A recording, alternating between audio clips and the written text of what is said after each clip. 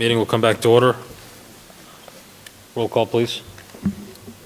Mr. Agia? Yes. Mr. Coogan? Mr. Costa? Here. Mr. Hetzler? Here. Mr. Corey? Here. Mr. Martin? Here. Mayor Correct. Here. So just back from the recess, we will not be taking tonight's addendum, which was posted, but it was posted in a period of time that was less than 48 hours' notice. And has been determined amongst the vice chair, myself, the superintendent, and legal counsel that that was not within the time frame that needed to be appropriate. So we're not going to take the addendum tonight. It was posted, but just less than the 48-hour notice for those that have it in front of them and those that may be watching at home. We will have a special meeting on the addendum and several other topics in the near future. Okay? This was about transportation? That was the transportation, correct? The transportation addendum. Okay, next is the student comment and student delegate report. So there are a few things I'd like to talk about. On May 3rd, we had the Piece by Piece Summit. This was held at Diamond Regional. And it really emphasized mental health, stigma, and bringing awareness and privilege. So we had guest speakers as well as Wando from Katie Brown. She did a privilege walk, and I think this was very enlightening for students. From the feedback I have received, it was very well received and they loved it. The food was great, as always. The following day, on May 4th, we had the Family and Fun Fest, which was at the Boys and Girls Club. I was very, very happy to see fellow school committee members present there. And so the concept of it and the purpose was to bring families together, I guess, and have a large portion of the community there. There was a march from Fonseca to Boys and Girls Club, and it was amazing. It was amazing. There were so many people there, and we were overwhelmed by how many people actually came and participated. And not only that, but by how many volunteers there were and the amazing people that put this together. Confronting discrimination under United Neighbors and Greater Fall River Partners for Healthy Families, as well as Fall River Youth Lines Prevention. Confronting discrimination, we had our last meeting last Wednesday, I believe, or it was sometime in May. And so we'll be starting that back up in October, so I will be reaching out to everybody. Next, for Mayor's Youth Council, we are in the midst of planning a peace park for South Main Street. So the goal of this is it'll kind of act as a memorial for residents of Fall River who died as a result of violence or suicide. We think that this is something that we all would want to contribute to, and we would definitely love to collaborate with other organizations in this community to build this park. I'm almost done. So on May 23rd, we will have the NHS courting ceremony for seniors, as well as senior award night. This will take place at 6 p.m. in the auditorium, and you guys are all welcome to attend. Lastly, Kyle, he's not here, unfortunately, but Duffy has school updates. I mean, Duffy's amazing. I don't know, any other updates today, so thank you. Thank you.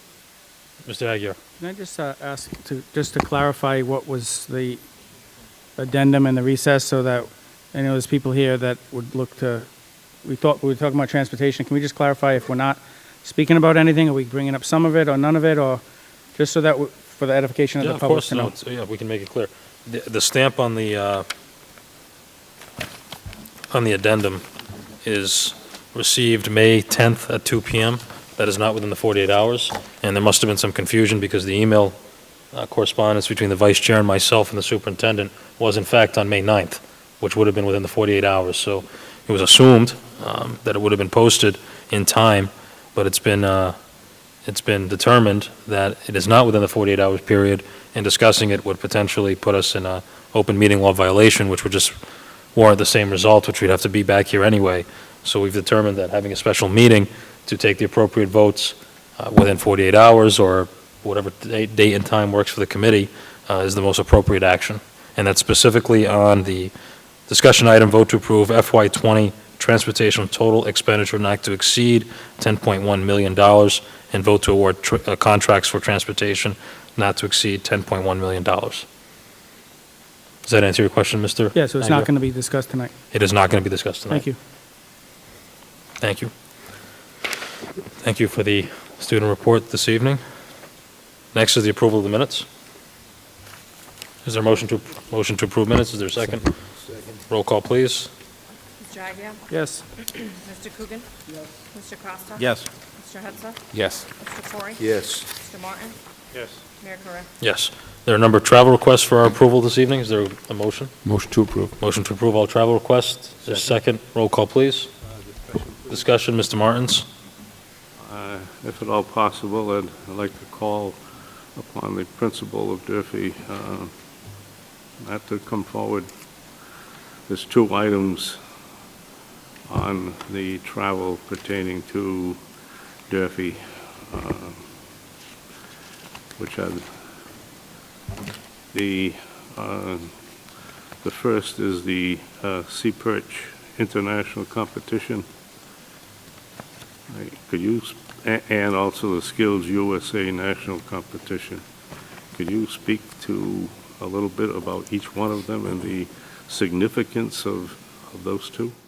So the significance, absolutely. So we have a Sea Perch team in the 21st Century program. Dovetails with our CT program.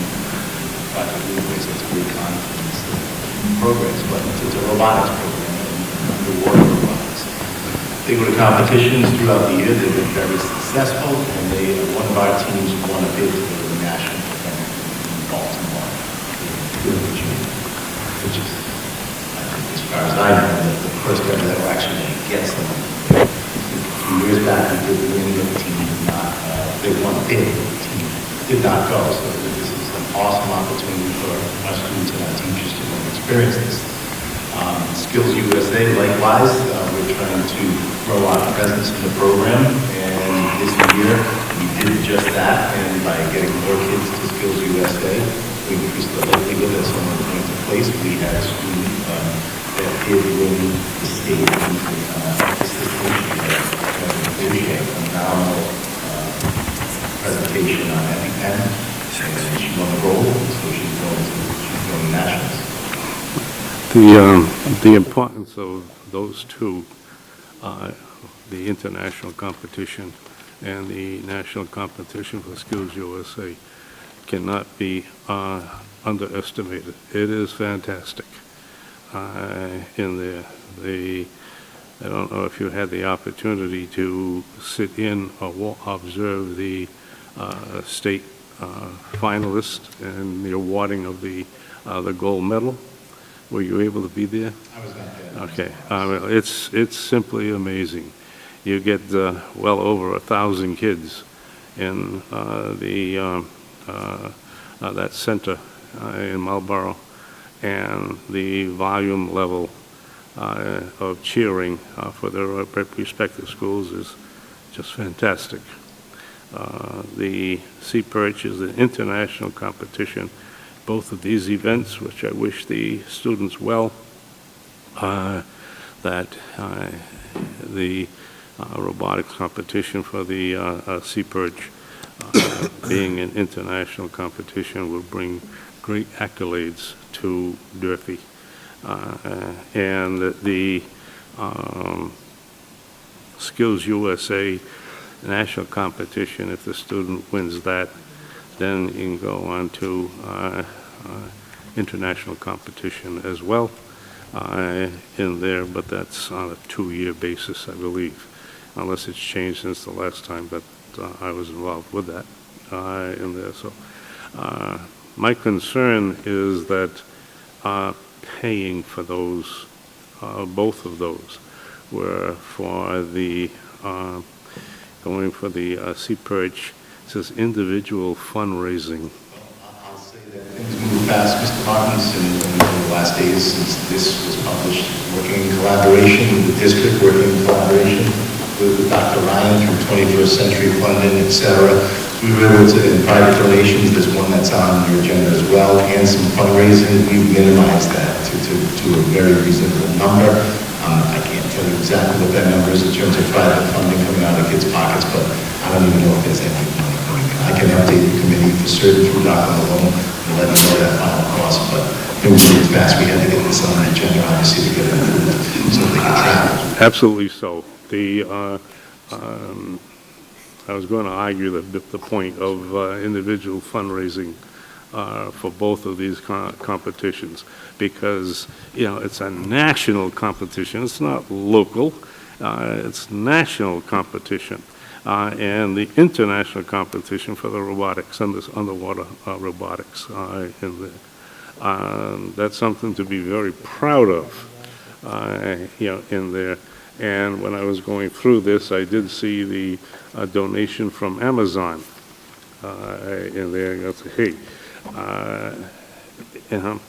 I've had the fortune of providing for Skills USA from a school here at, Diamond, and the Newport Area Career and Technical Center.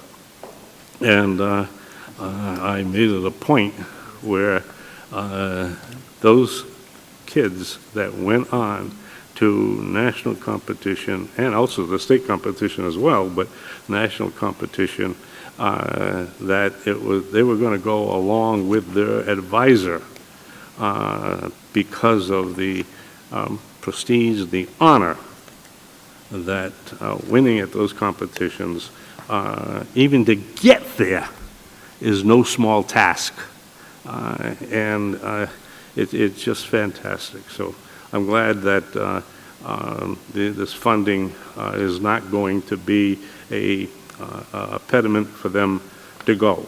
Because by hook or by crook, well, poor wording, I'm sorry, coming out of the budget, these kids should indeed go to that international competition and the national competition. So thank you very, very much, and I wish those kids well. Thank you. If I could just add, what I've done is challenge Mr. Lobo and other teachers involved to say, let's plan that we're going to be in the nationals next year too, right from day one, and let's start to fundraise right from September. If it lands that we don't get invited to the nationals, then we have a great funding source to go on a nice trip with the kids anyway. So we're going to have our eyes on the prize from day one next year. Good deal. Thank you. How are you? Thank you. Any other questions, Mr. Aguirre? Just a question on approving these trips. Is there any policy related to being educationally related, or are these, I see some of these are sort of end-of-the-year things, which is, in my personal opinion, okay, but is there a policy in the district related to all field trips have to be educationally related? May I respond quickly? Would you like a response from Mr. Martins, Mr. Aguirre? Superintendent? Let the superintendent weigh in. Good. I just like to comment on it. You're asking me a question I don't have the answer for.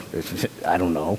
But I've been a superintendent for 13 years, and there's all sorts of kinds of trips. Some are education-related, and some are about celebrations of activities.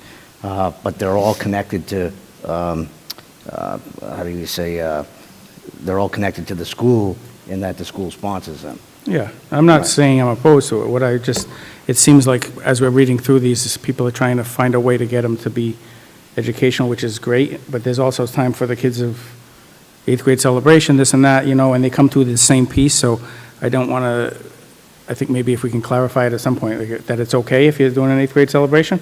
Yeah. But I'll send you just guys a copy of the policy that is in your manual. There is a field trip. Yeah, and maybe policy. Mr. Martins does have a better answer, but I want to at least give you the first shot. Mr. My Martins? response is that you will not find any field trip that is more educational than the robotic international competition. If that robot doesn't work, you better come up with a reason or how to fix it. And that certainly is educational, to get that thing to do what it's supposed to do. Likewise, for the Skills USA national competition, you're competing against all the schools in the United States, plus the territories that do not have official statehood for in America, but certainly it's all there. Yeah, I don't want you to misunderstand. I wasn't saying about the two that were very valuable that you just spoke of. I was talking more of the theme parks or Pawtucket Red Sox, things like that. I wasn't trying to disparage the conversation that was just had. I do think that's very worthy, so I was just clarifying some of the other ones that are buried within for Red Sox, wherever, things like that. I yield. Thank you. Roll call, please, to approve all travel. Mr. Agia? Yes. Mr. Coogan? Yes. Mr. Costa? Yes. Mr. Hetzler? Yes. Mr. Corey? Yes. Mr. Martin? Yes. Mayor Correa? Yes, we have a number of donations for our approval tonight. Is there a motion? So moved. Motion to approve all donations. Is there a second? Second? Question on donations, Mr. Aguirre. So I just had a question on, somewhere in here, there was one for Chromebooks or some sort of mounts or something for, paid out of the ELT tech money? Maybe the Sylvia School or something?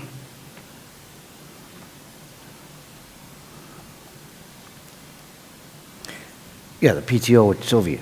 So what is, as I was reading it, it seemed like that's things that maybe we should do anyway? Is that extra stuff, or it seemed like, maybe I'm wrong, but There's a lot of was it? schools that have extra stuff based on what their PTOs provide. So in terms of the baseline, in terms of what the district provides, some schools' PTOs have bought various technology pieces for different schools. So we support it, and, in terms of what we'll be investing in additional Chromebooks. Yeah, it was we'll like talk about mounts or tonight. something, though. That's the language in it was just confusing to me, that, and the reason why I raise it is there's another one I have questions on, that there's certain things that I think we should be doing as a district, and there's certain things we can request other donations for, but, Right, but this is an example of a PTO stepping forward and saying, we'd like to donate more. And I think the Supreme Court has ruled that local organizations can do that in terms of supporting their individual school for the parent organization. And like I said, it's not out of the norm that we've had other schools that PTOs have also donated for additional equipment. But as you know, and you can see in the tonight's discussion with the additional appropriations, that we're looking at a huge investment in Chromebooks this coming year. yeah, maybe I'm reading different pieces, but I just found where it says, additionally, we'd like to purchase 20 Chromebooks using our ELT money from technology. And then that just struck me as part of, in the thing for donations from the Sylvia. Maybe it's something that didn't belong in with the PTO piece. Right. But maybe you could just check into it, but Yeah. I was just curious what the ELT money for technology that's left over at this point is. But the other question I had was on the girls' tennis. It looks like Cliff Punt donated $720 for new uniforms.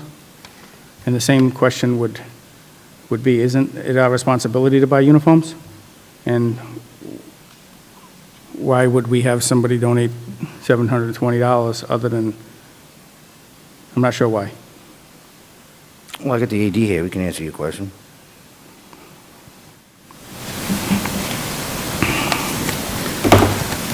I had one of the student athletes come up to me and ask me if they could get additional uniforms. And we have uniforms for the team. We're on a 5-year rotating schedule of uniforms. I said, hey, this is not due to get them. And she said that they were going to fundraise for the money to get them. It's just an alternative uniform so they could have. We gave them uniforms, but they wanted a different type of uniform. So they said that they could fundraise for it. And I said, well, if you want to fundraise for it, that's fine, but you're not due to get uniforms yet. You're not part of the cycle. Right. Do you have enough money for all uniforms? Yeah.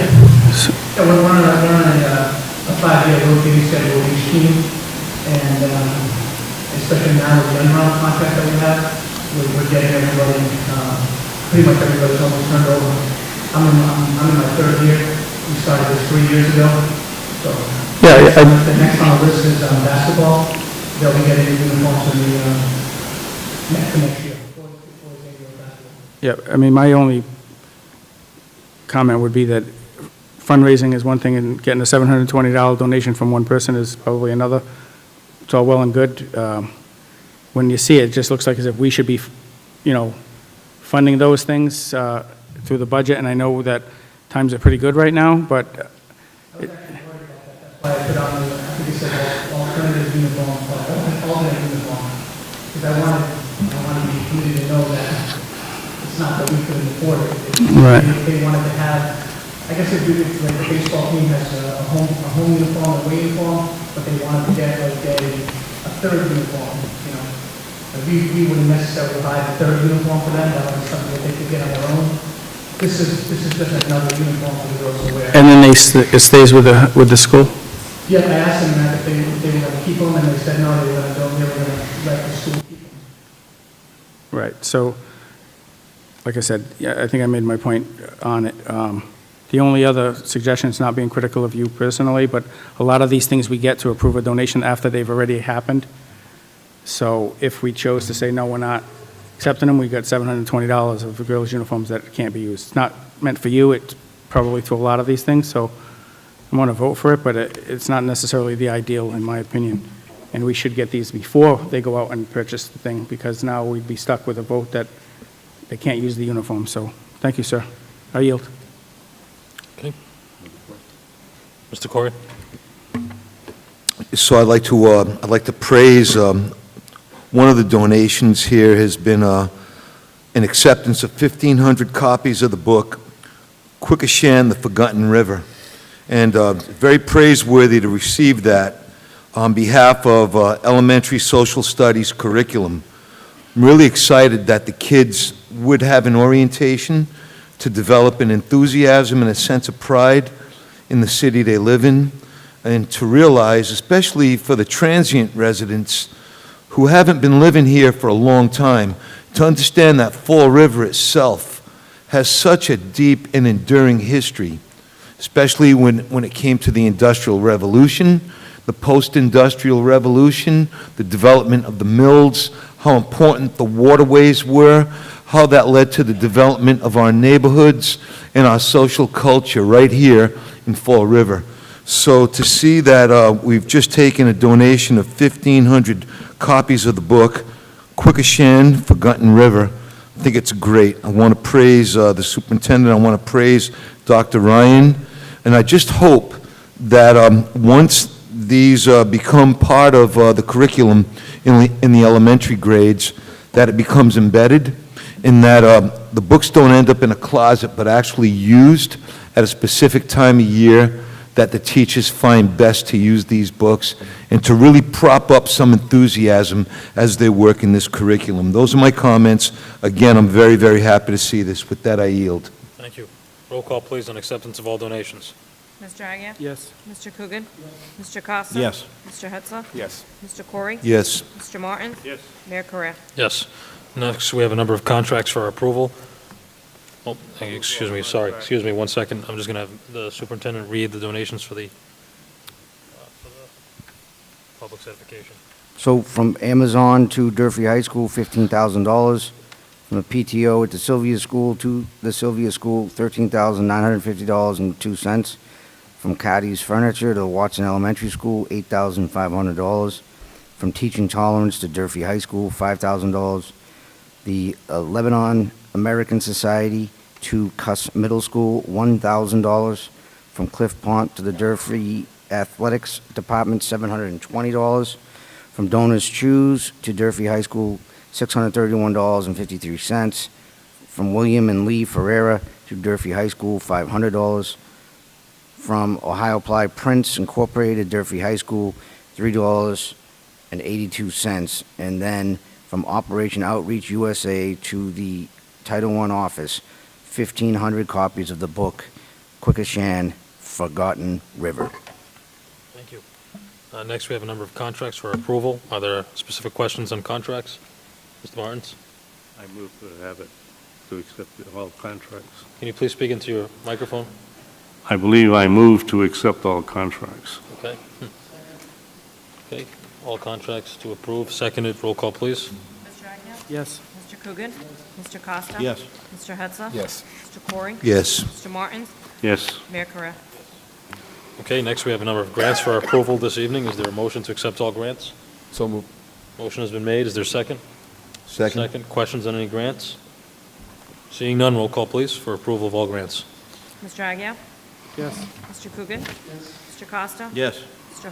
Hetzler? Yes. Mr. Corey? Yes. Mr. Martin? Yes. Mayor Correa? Yes. Okay, we have several discussion items for this evening. Number one is a vote to approve school choice for out-of-district students in grades 6 through 12 and non-resident students in grades Motion K to through approve. 5. Motion to approve has been made. Is there a second? Second. Second, questions?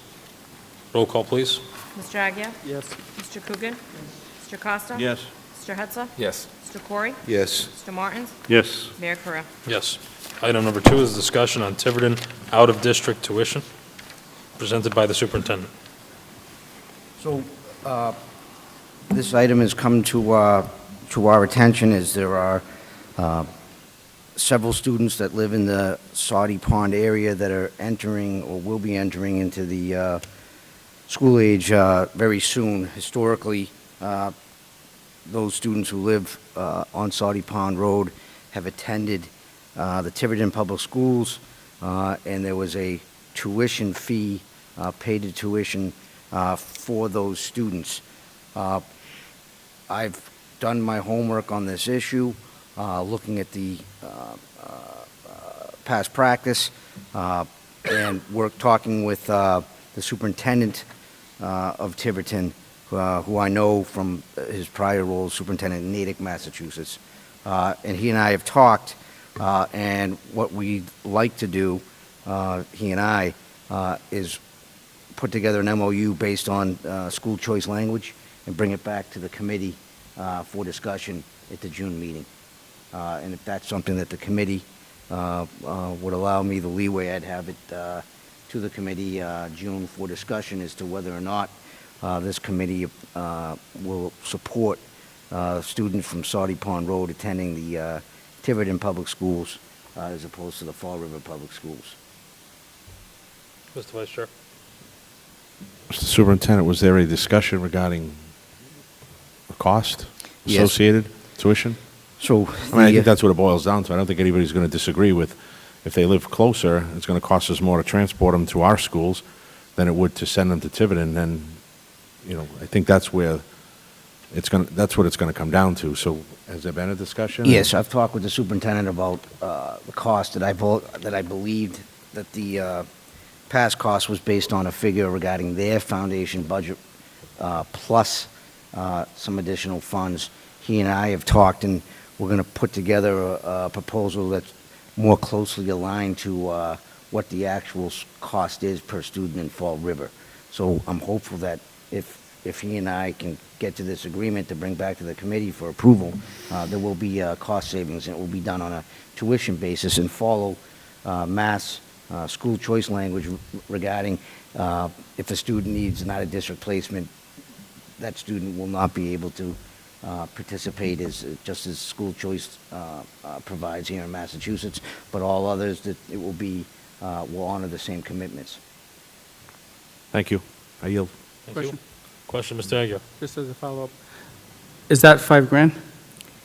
No, Isn't that the, that's in Massachusetts, but what we're going to get to is a place where it's closer to the Fall River cost per pupil than the Tiverton cost per pupil. yeah, I mean, I think it's fine to go back and negotiate, but I concur with what you had mentioned prior, was not setting us up to get too much, and we got to make sure our exposure is not too great. Right. The other piece of the couriers that could transport a lot cheaper than what the quotes are from the other stuff. So I'm sure you have it all under control, but I'd like it to be closer to the $5,000 personally. Well, I'd like to be closer to that as well, but it will likely be somewhere between that and where we are now.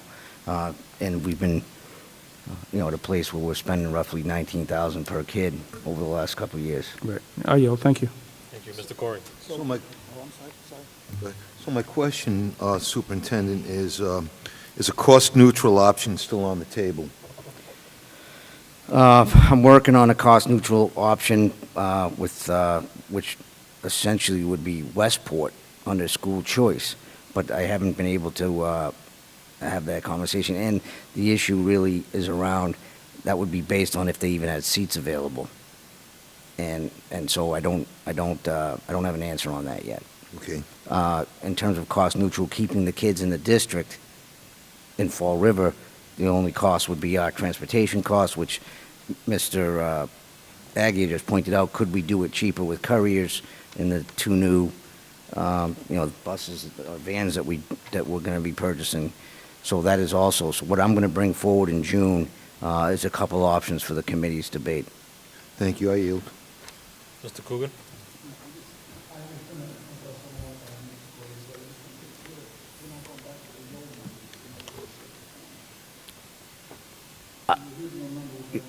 Yeah, I'm trying, right. I mean, so that was my first, yeah. Mr. Martins? Thank you. The residents that are on Saudi Pond are Fall River residents.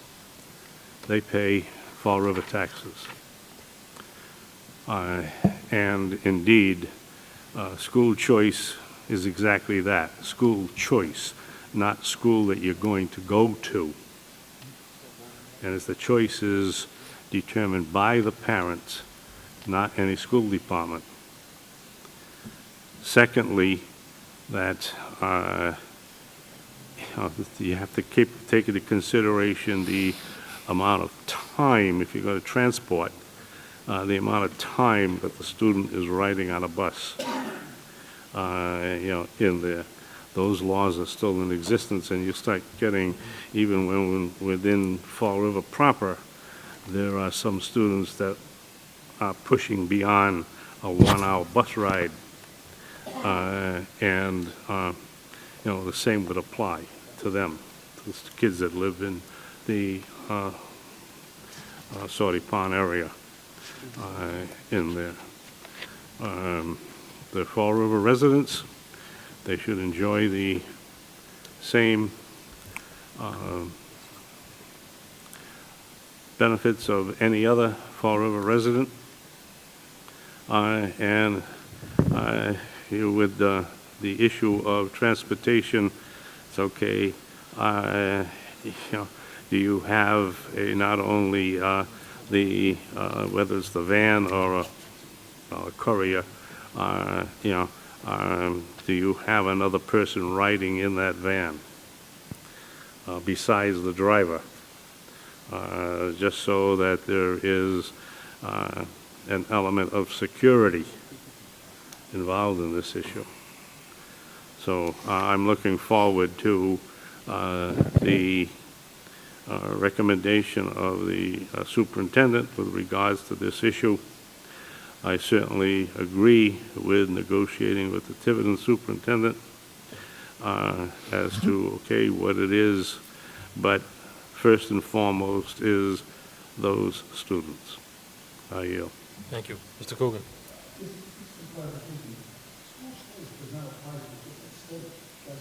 No. The language between districts on school choice is what our MOU would be based on. Yield. Okay. Okay, thank you. Moving on to item number 3 is discussion. The RPA redesign grant request to apply for a 2-year planning grant as referred by the Special Education Alternative Education Subcommittee and presented by the Superintendent of Schools. The Superintendent has asked just if we could take not an official vote, because no approved, but more of a ceremonious all in favor or against after the presentation or discussion.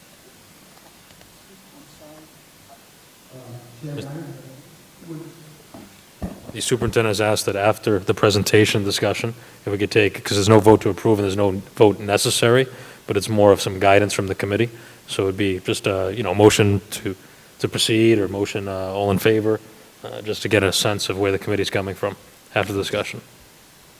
Mr. Aguirre? Point of clarification from the subcommittee, that the subcommittee forwarded this with the intention of it being presented for a vote, so that we could just get people on record, not just saying, we don't want to send them down the wrong road and say we're either in favor or not, so the intention was to have a real vote at the end of this.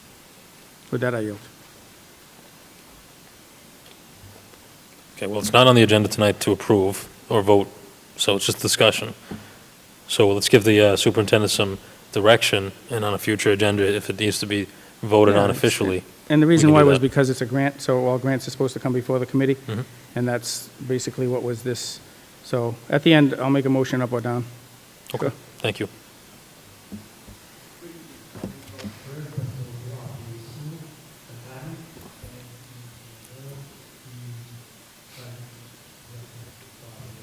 Mr. Correa, use the microphone so we can hear you.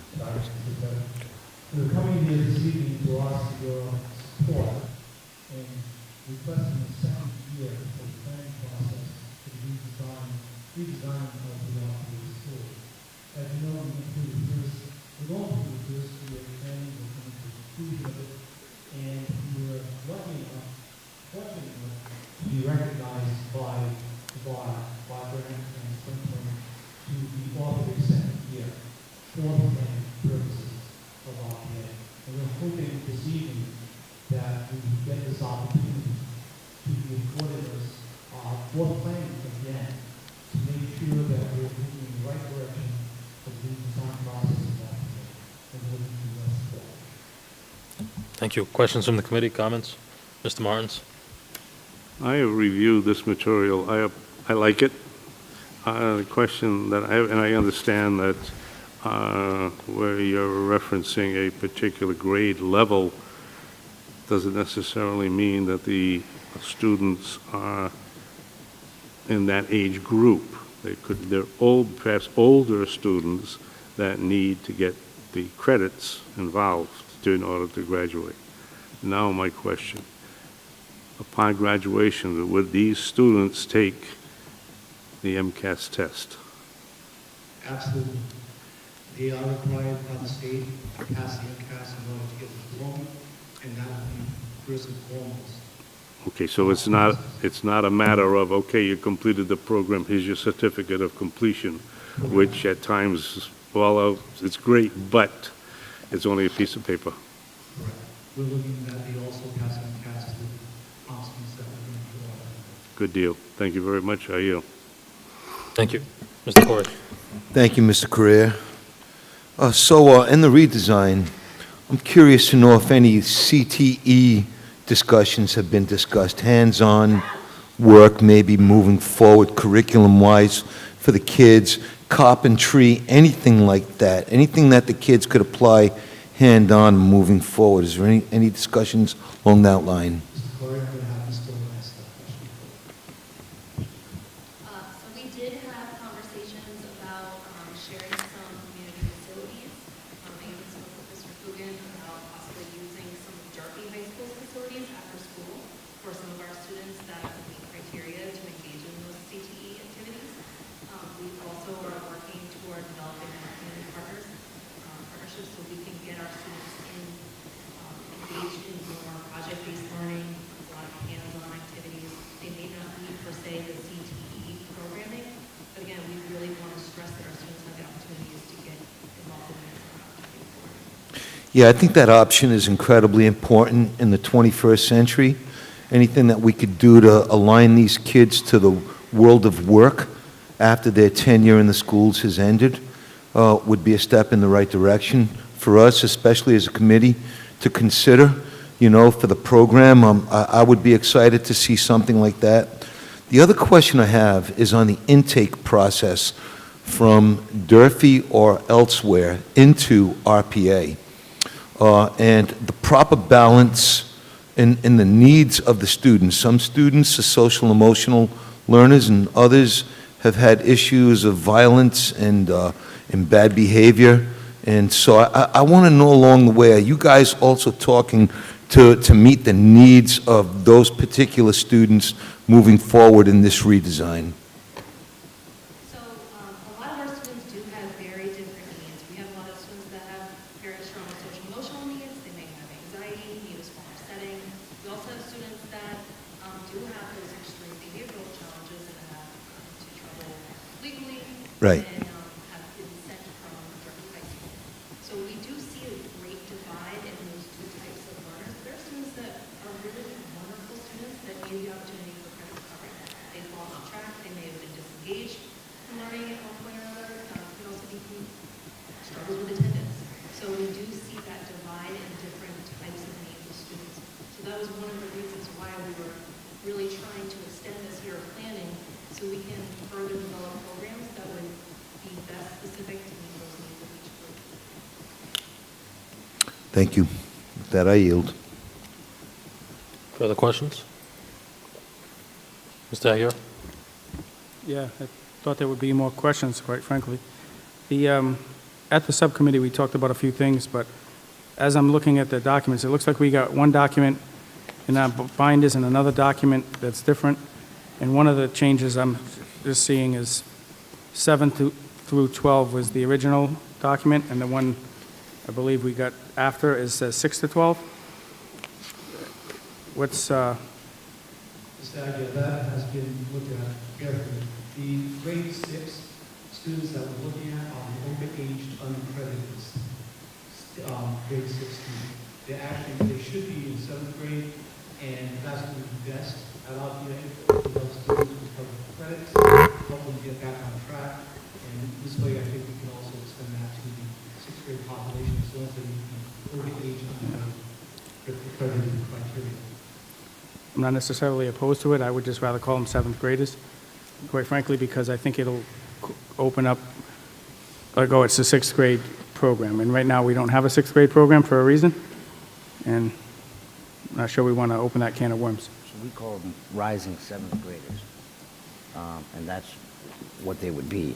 But on a piece of paper, they would be coded as 6th grade, but they're overage unaccredited. And right now, we haven't been able to move any of those kids to this better ability to get them caught up. And what we're suggesting is, as we continue to think about redesign and program, what we'd like to do is expand to include the rising 7th graders that could stay with us and get caught up, and then make a decision as to where they'll go after that. Right, so why don't we just do that now? So kids in 6th grade, a rising 7th grader, fits the profile of the needs of the services that you provide, and child is at a middle school floundering, why don't we just move them to the 7th grade program for the same reason? Unless we approve a new program, we can't put rising 6th graders in your building? Past practice, we've never done it. That's why we're sharing it with you guys tonight. We want to get your blessing to do those kinds of things. Yeah, I mean, I would rather not wait personally for that, not for all 6th graders. Right. But for what makes sense. Right. I think, It's individualized programming is what we're getting at.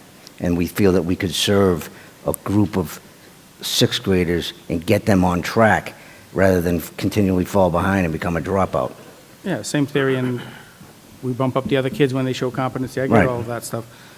That was one question. The other one is, I think it was stated at the subcommittee around this planning grant being basically a year of a couple of classes to pilot new techniques and the like. I think was close to your exact quote, And I think that is fine, since at the end of it, we either can do it or we can't. And that's the reason why we wanted a vote of the committee, was to say whether we should go down this track with the Bar Foundation for year 2. If the committee felt that we don't want to go down this path, why waste our time?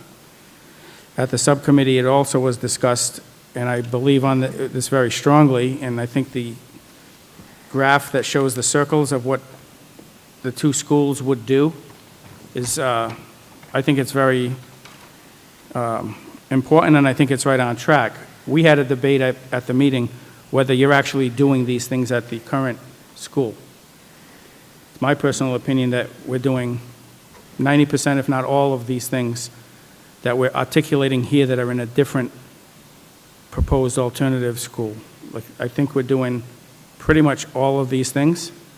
Maybe we can do them more or in greater numbers, but I don't see it being anything real new, quite frankly. But we are going for a grant, and I think we're trying to maximize the grant by getting these things. But I'm having a hard time supporting it if I feel like as if we're getting rid of the good things that are happening currently. Because I hear it from superintendent, I hear it from committee members, there's a lot of good things going on down in that school, to your credit, both of you. When I look at this, that we need to go in another direction, it gives me a little heartache to think that that is implying that you're not doing what you need to do right. And that's sort of what's holding me up from saying, enthusiastically supporting this, because I think it's cheapening what you're currently doing in some ways, because I do think you're doing a lot of good things there. The last thing I want to mention is about the choice school. We had some debate over that in the subcommittee about whether this was going to be a choice school, the kids can choose to stay there, or are they assigned there? And I'll state again for the record, and I'm sure it sounds like a broken record to some people, that it's my belief that the students that are at the school with serious behavior problems that need a separate setting, I don't believe that they should be in the same building as this potential school of choice, where students, maybe they don't have behavior problems, but they got emotional difficulties, or they're just not used to the regular classroom. They need more individualized instruction in that. So I'll continue to keep going forward, thinking that we need to have a separate site for those students so that we can address those issues. And we don't have to point too closely to the incident that just happened to know that there's different needs in that building.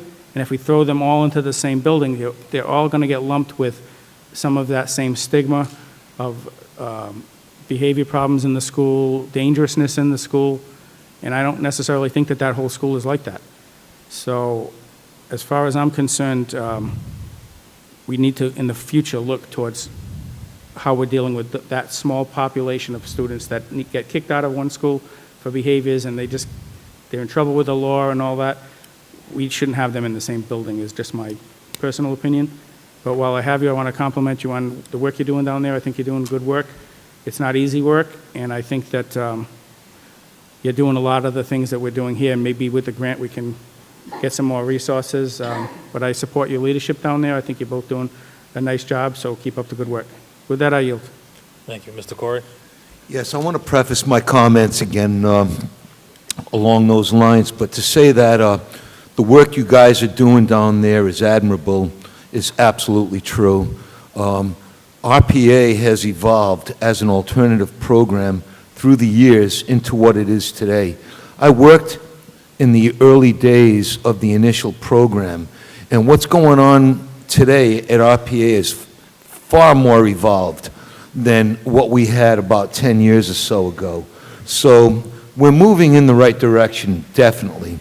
I think along the lines of Mr. Aguiar's question is what I was asking before, too. I'm very concerned about the intake process and the two types of students that currently exist in your building, and the mix of a more behavioral student versus a more social emotional learner who may be lagging with credits. Those are my concerns as well, because of the climate in the building and the sense of confidence students have in being inside the building. So those are the areas that I want to see continue to be really discussed strongly, and I think continually improved as well. We can all work together, and we're willing to advocate for you guys, to support you guys. We just need to know exactly what's going on there. It's very important, but I do want to end my comments by saying very pleased overall with the work that's going on down there, and a little bit concerned about the questions that we just raised. With that, I yield. Thank you, Mr. Coogan. I'll sort of things that I understand, but my concern mainly is going to hang on the choice of the limiting the seats to good. I know the first handout we gave us had a specific number, but the section on that number is gone. So I could feel a little better already, but by the same token, I do believe, being in the office, explaining to the superintendent, and the position is that we plan to make the school a choice, or we plan to limit seats.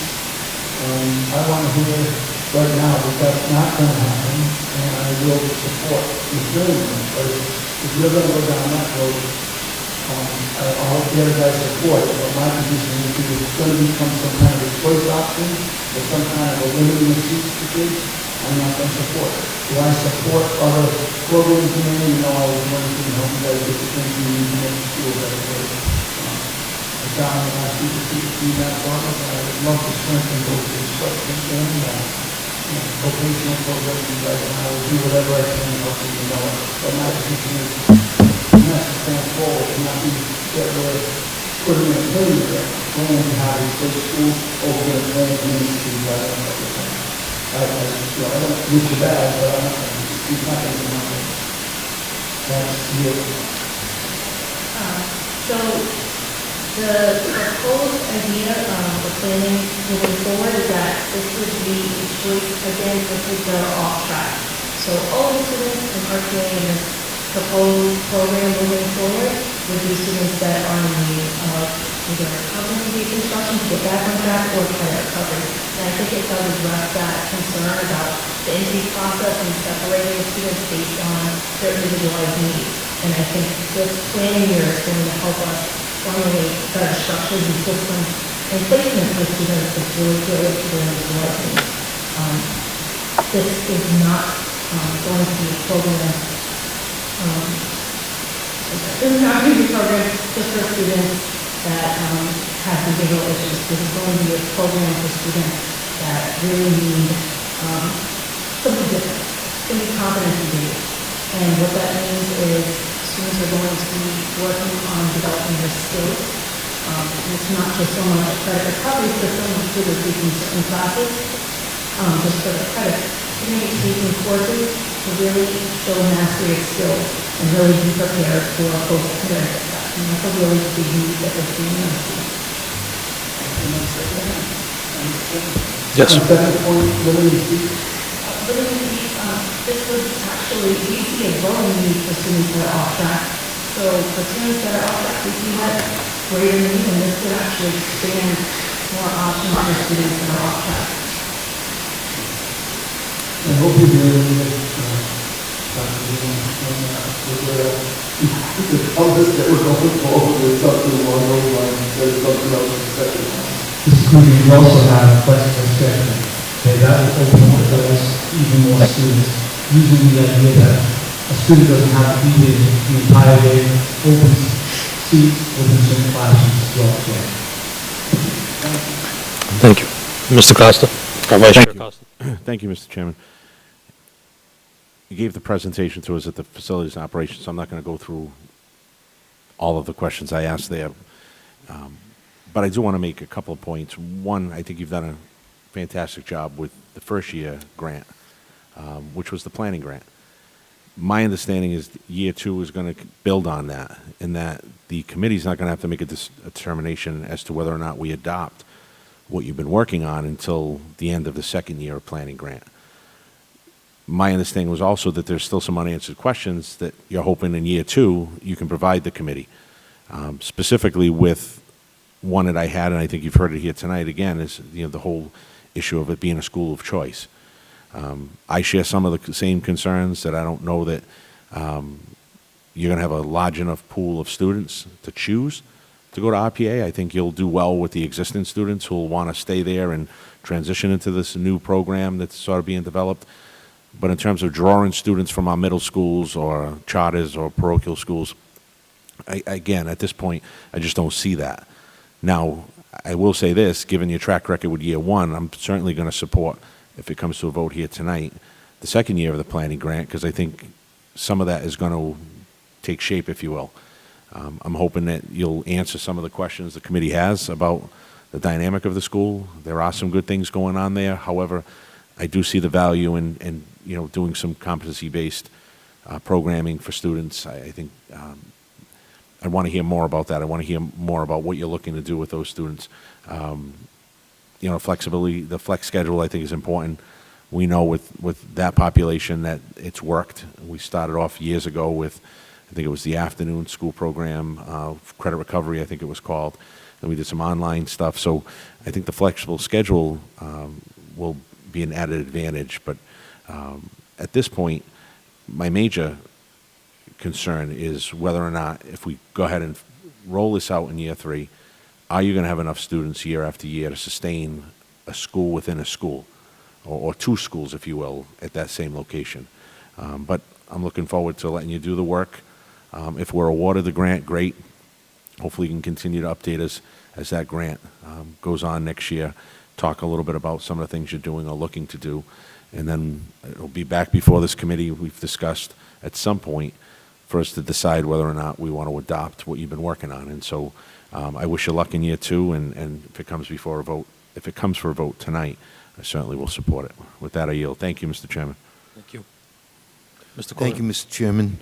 So Rob, I guess in part of the planning grant was a discussion of internships. I think that's a great idea. I'm all for internships, especially if we can plug a kid into the community. So will there be discussions with the greater community then as to where the placement of those internships might look like? Would they be in businesses? Would they be in agencies? Where might those internships take place? Would they be in the industrial part of our community, or what would that look like? Good question. We have internships right now that we're in partnership with People Incorporated, and we're doing CNA with People Incorporated, along with the rest of the culinary and other supports. What we're looking for is more community partners. We're actively looking now in our community so we can develop new internships throughout. We are looking to people who have internships right now with People Incorporated, reaching out to their community partners to see how we can best fit our students and internships to our community, such as this today. We're really looking at some banks, hopefully that we can realign ourselves to have internships with banks in prior years, so we can help students with public. We're hoping to expand that as well. So yes, we are actively looking. Right now, we're in the interesting stage of that. I can't say for yes, we've already secured additional internships, but we are looking for additional. I hope that there's a concerted effort to continue to try to build those resources, because if we could get the community around this to provide internships in very imaginative internships, that's what's going to save these kids. It's what's going to give these kids hope to keep moving forward, to stay with their education, to finalize their education, to graduate, and then to become productive citizens. This seems to be one of our biggest challenges in this community, is to develop productive citizens with the young kids right now, give them options moving forward. I see RPA as being a big lender to that as a resource. So with this grant, you guys have your work cut out for you. I'm going to be very, very, curious to see how things unfold. I'm not part of the subcommittee with the internal discussions on this, but looking at it from the outside, I'm encouraged, like to see it moving forward, and keep reporting out to us as to how it looks. Thank you. With that, I yield. Thank you. Mr. Aguirre. Just a quick question to the superintendent. So I might have asked this at the meeting too. So in the 2019-2020 school year, what would that look like as far as differences if we were to look at RPA now versus in the next school year? This coming This year. coming year, This coming year. in September? What's going to look different? Yeah. We're going to be piloting some of the strategies that they've been learning in this redesign work, really trying to do more PD around the competency-based education, so we develop some really cool capstone projects and the kids demonstrate. They've already really generated a bunch of enthusiasm with students that are very interested in this, and also some faculty members. So next year, it won't look much different, but the whole school is going to be benefiting from more of what we're learning. And I think that if during that time we come back to the committee and the committee approves us to apply for the full implementation grant, the following year you'd see two pathways basically in place, not necessarily two school codes. I know that that was an issue that had come up. We may be talking with the department about just one code with two pathways. I know it was brought up at the last meeting about the Weymouth Alternative School. That's not a separate school. It's just part of Weymouth High School. So they don't have two separate codes. I think we got caught up in the minutia of that in talking about this. So the RPA code, in my opinion, could be the code for one school with two pathways. One is the competency-based model, and one is the credit recovery model. But that, again, would be what we bring back to the committee next year for deliberation. But what you'll see in place next year is much more of the competency base. Hopefully we'll see more of what you mentioned before, the hands-on, not only with the culinary and the nursing CNA programs, but also we're really trying to think differently about some of the stuff we can do in conjunction with Durfee with Yeah, vocational, thanks, Dad. and more internships, and then also, hopefully, PD. I know that there's a possibility, thanks to some connections that Mr. Coogan had with the UMass Dartmouth ed trainers, so we could do some more educational professional development with the pedagogy, so that the learning and teaching really gets to this point that's more dynamic, and folks are getting trained up, if you will, on some of the best practices that are out there. So what I hear you saying is nothing's going to change related to where the kids are. Maybe in science, there's going to be some project stuff, different types of things, Right. but there's no change in the structure of the school. No. Location of the kids, like No. all that stuff is staying sort Yeah. of status quo. Yes. And along those same lines, I'm assuming that under the structure, Mr. Correa is still the principal, and So, Ms. Doyle is going to be the Mr. lead Correa on this is the grant? principal, and I've announced that I'm bridging Janet into the future role of principalship at some point. But in the but- current year, it's like Yes, the grant, being the lead on the grant. but Yes. Let's say we have something go on down there, it's on him as the principal. yes. Like he's still in charge of the building, so if we had issues, it's really him, and this is. Yeah, so down the road. Janet's going to be leading the planning and the redesign of the competency-based model. Rob will be running the building and assisting Janet in that regard, still part of the team. And the there's- same structure of Yeah, vice principal and all that stuff. for the staying fall, same, yes.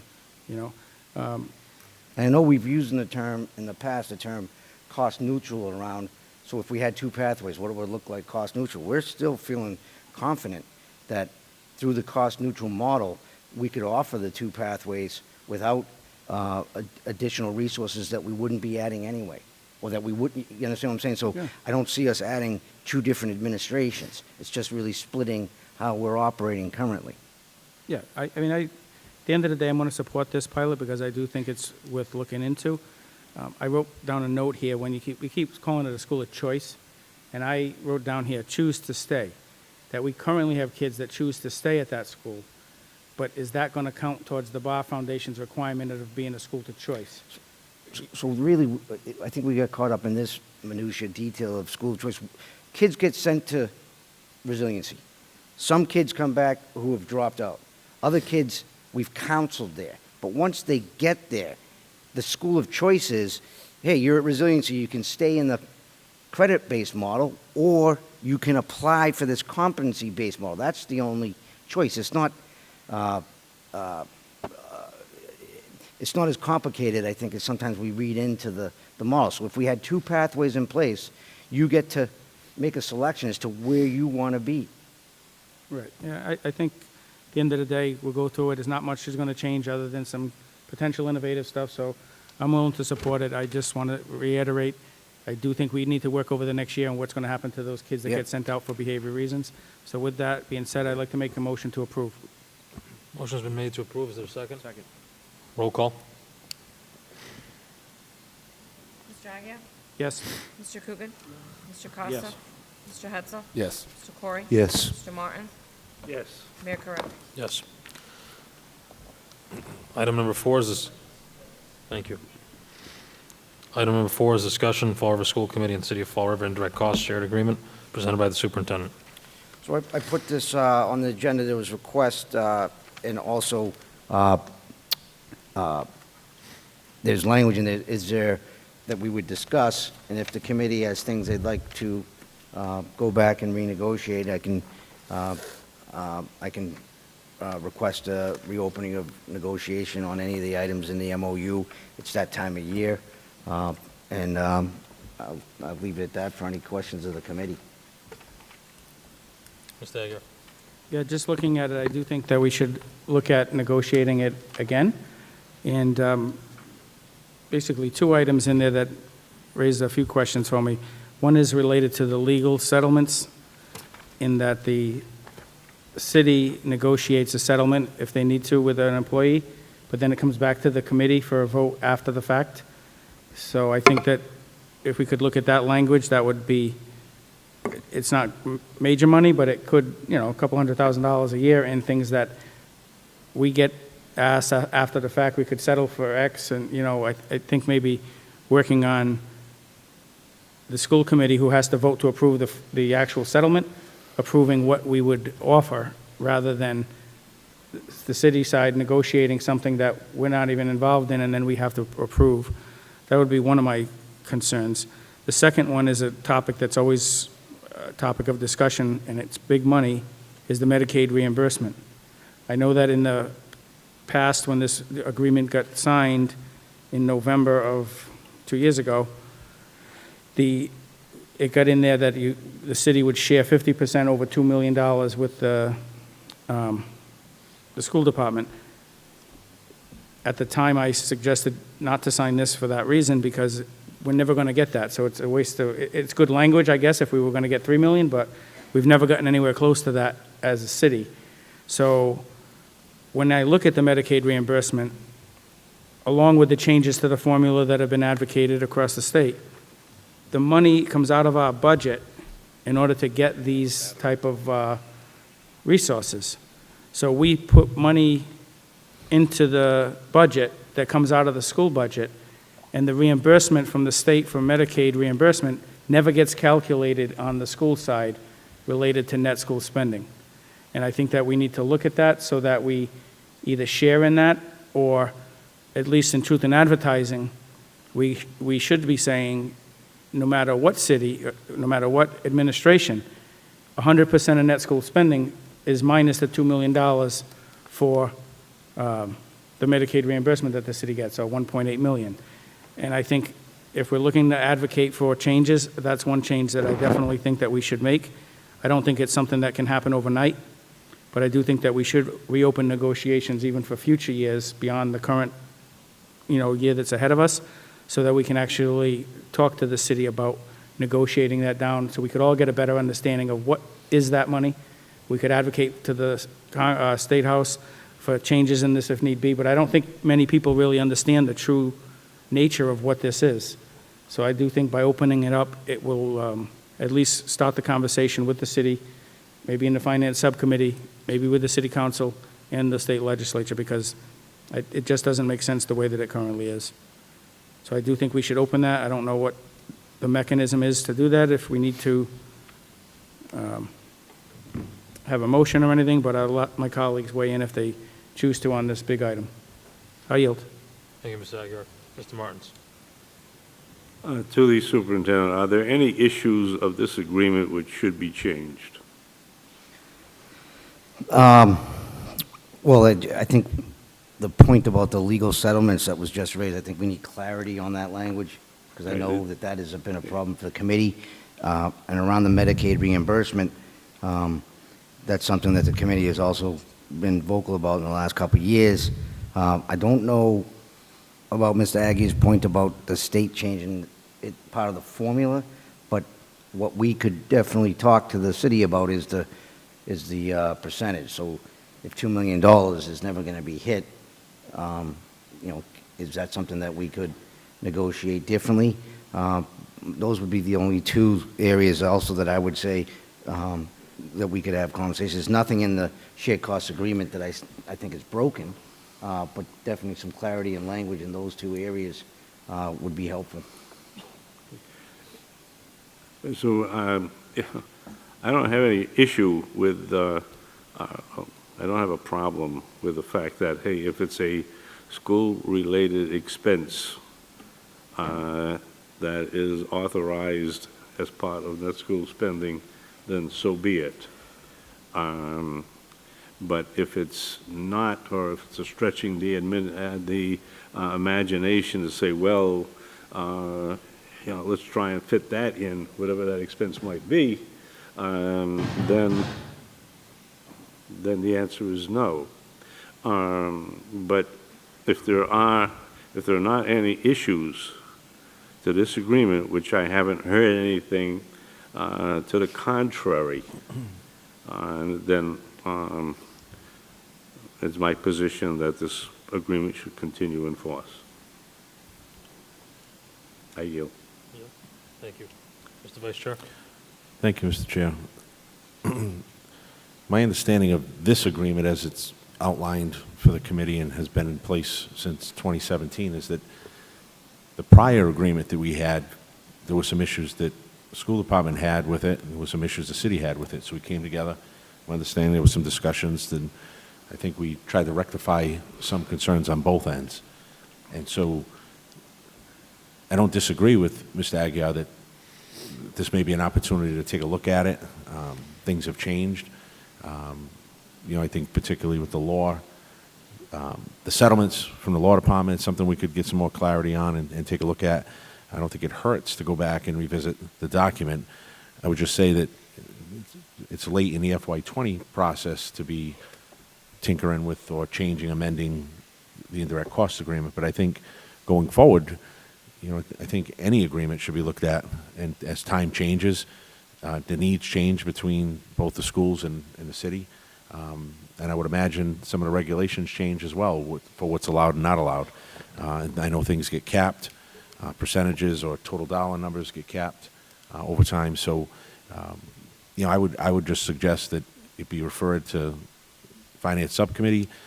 We could certainly have, Mr. Almeida, and we can invite the city finance team, talk about the agreement, and maybe we can come to some agreement with, or arrangement with the document and bring it back to the committee for consideration. But I don't think it's wise at this point to change the indirect cost agreement given where we are currently in the budget. I think the city's built their FY20 budget with these indirects in mind, and how the how the agreement was put together.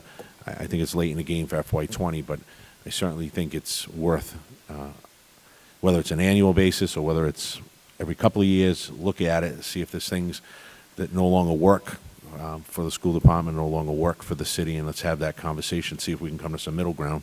And if we can't, then there's a provision in there that those disputes will be resolved by either the Department of Revenue or the Department of Elementary and Secondary Education.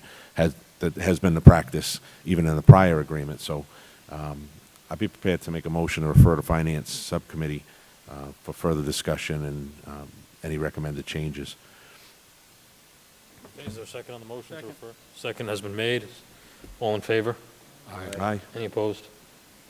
Okay. Thank you.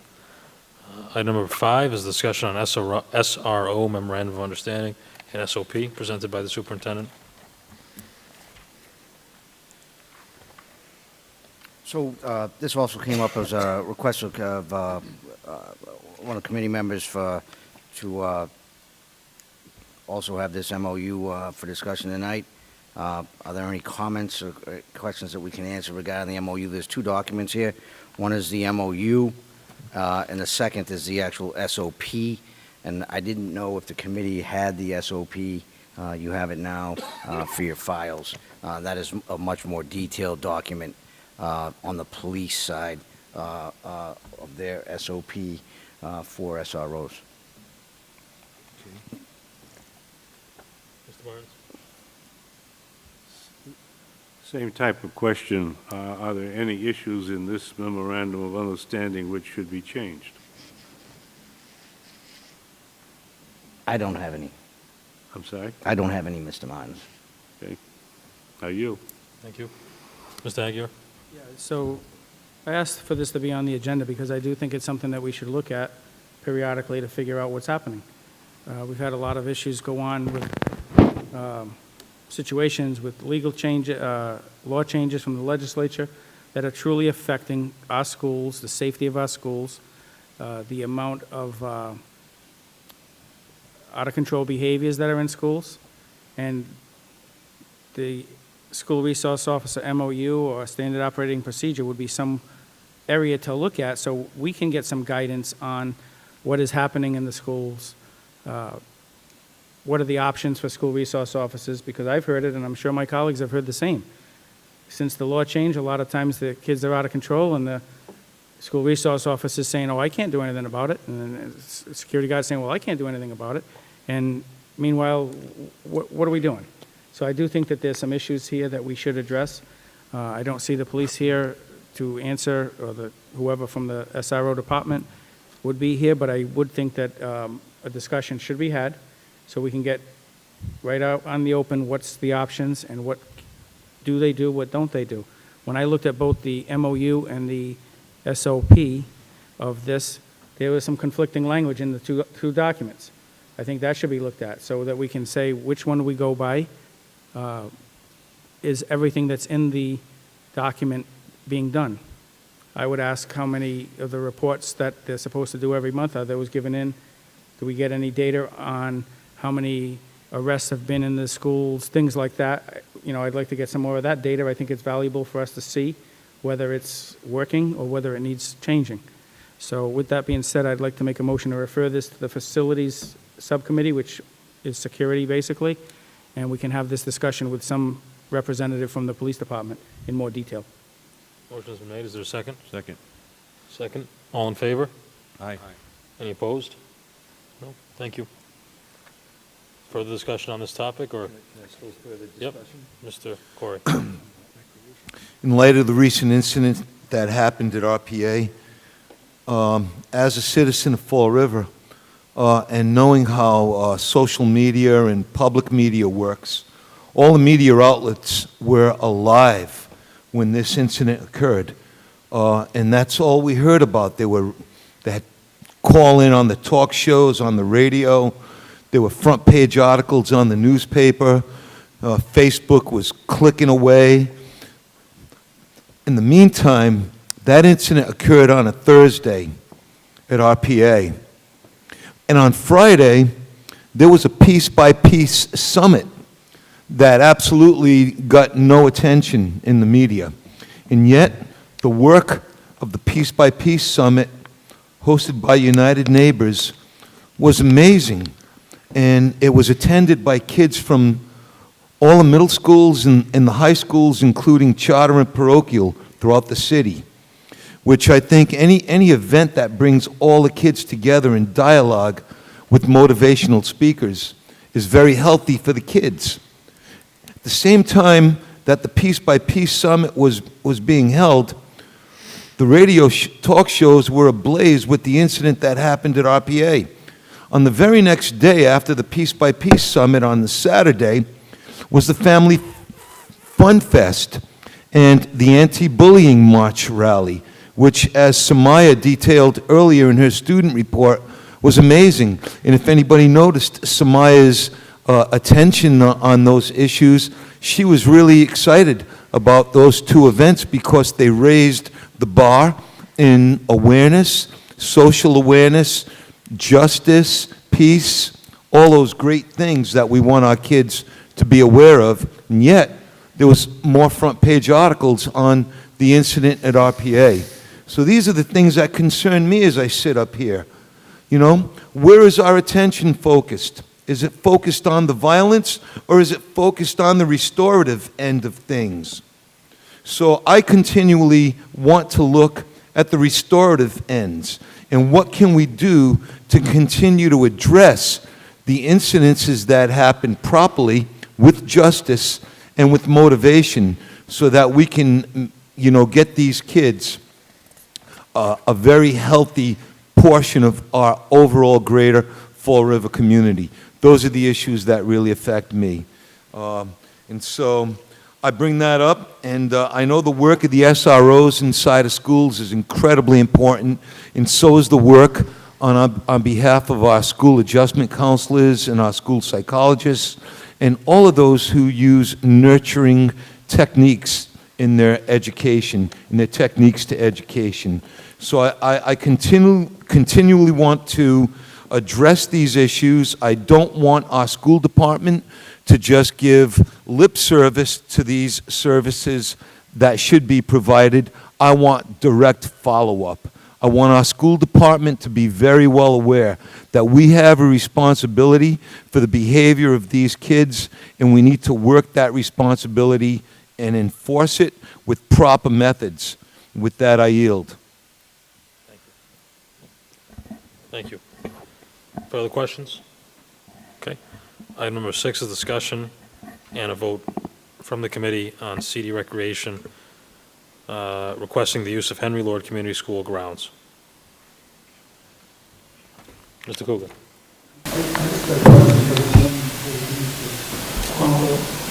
Why were they not allowed to go into the city park? Another policy 20 years ago, but they were always in the park. Why are they not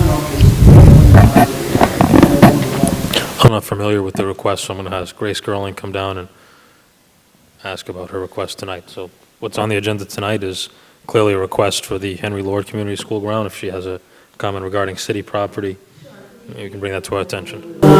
Good evening. So my question was, I thought the park board, Yeah, I'm not familiar with that, Mr. Coogan, that's what I'm saying. So the request is for Henry Lord, if she has some information about that she can bring to the committee's attention. She's more than, about the park board, now, I'm not sure about her specific request, that's why I'm going to turn it over to Ms. Gerling. I'm not talking about your specific request, I'm talking about policy in general within events and parks, not this event. No, I would argue that there's not a policy that bans events from parks. I think it's case by case. I'm sorry, you're correct. Yep. Carnivals, that is correct. That's part of the bylaws of the park board. That's before, that's not for me to comment. We need a member of the park board here. But I don't know if that's what the, Correct, it has to do with the park board. It's a regulation that prohibits carnivals to take place in parks in general. Okay, I'm just really having trouble. I thought that policy was put in during the year. that is not correct. Okay. Okay, yes. Okay, thank you. Ms. So Gerling. this is why Greater Fall River Recreation is asking the school committee if we could have a carnival in July at the Henry Lord Community School. We have looked at many other locations within the city, unfortunately unsuccessful. This isn't a company that we have worked with in the past, many years ago, in the 1990s, Fiesta Shows. They came to us last year. We currently have a large festival at Buttonwood Park in July, and reached out to our agency because we had worked with them in the past many years ago,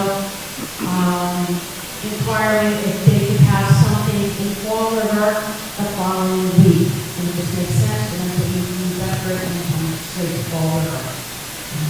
We looked around together in the city of Fall River to see if we could locate some empty lots, and Henry Lord was really the only location that we could go to. Hence your approval if it's so big. Mr. Coogan, follow-up? Any thought? I do a follow-up. Did you ask the park board to change the policy? I did not. I contacted them, and this is what I was told. I want the exact language so I can come before you with no questions asked to what they have written in their policy.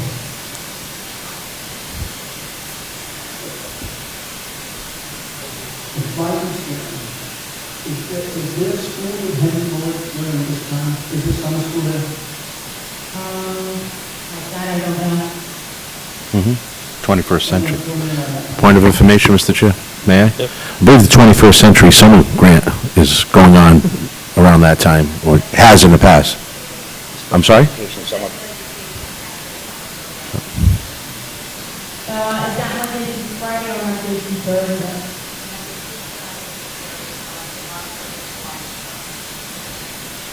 I know we do provide lunches, but we provide lunches to many of the schools, and some of the schools go Monday through Thursday, with the quite short.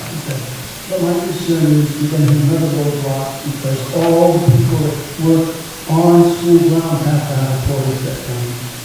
We just lost a guy who was a steel worker at the 13 because he had employees that time. Nowhere near the streets, nowhere near the school grounds. But he was on school grounds, he had employees that time. So those people that come in all have to be clothed and Talking have. about people that come into the carnival or No, people that no, are working? no. Well, they have a $5 million policy, insurance policy. We're going to have a $10 million insurance policy. And I wish that the gentleman, Mr. Clinton, was here today to answer some of these questions. I obviously can't answer the question as to how they, I'm sure they query check everyone. I can find that out and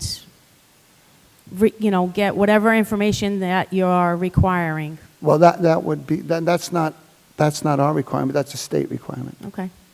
That's what happened up at the Durfee work site. If you're- I mean, they have carnivals at Topsfield. They do one in Topsfield. They've had it for years. And again, they've been at Buttonwood Park, which is, I think, the police association. They're the ones that have the event. I just think it's another hoop for you to jump through. I mean, am I wrong on that, Mr. Pacheco?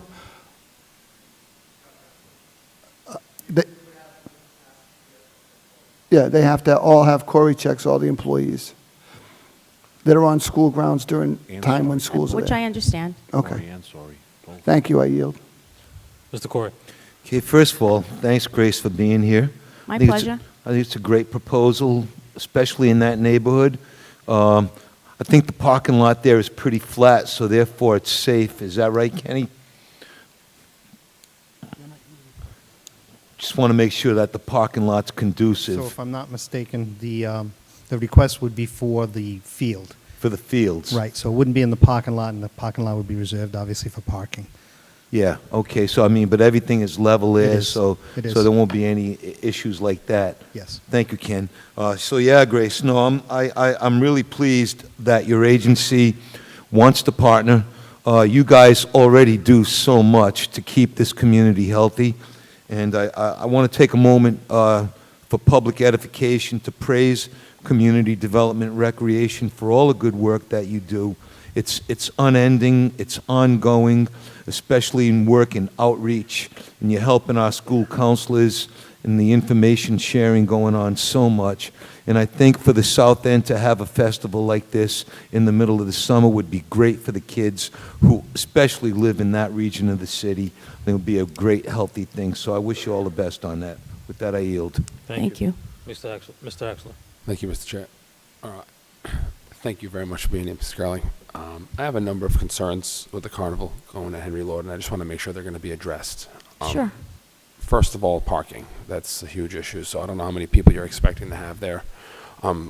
My guess is you're going to have to work closely with some other agencies in the city, like the police department, for security, for Yes. parking and traffic purposes, and I just want to make sure that's not going to affect what we have going on at the school. I'm not sure the hours of operation. So that's one hurdle you might have to jump over there with the Friday. I guess there'll be school Friday, right? So this is a Right. Friday, Saturday, Sunday event. Correct. Well, actually, Thursday evening.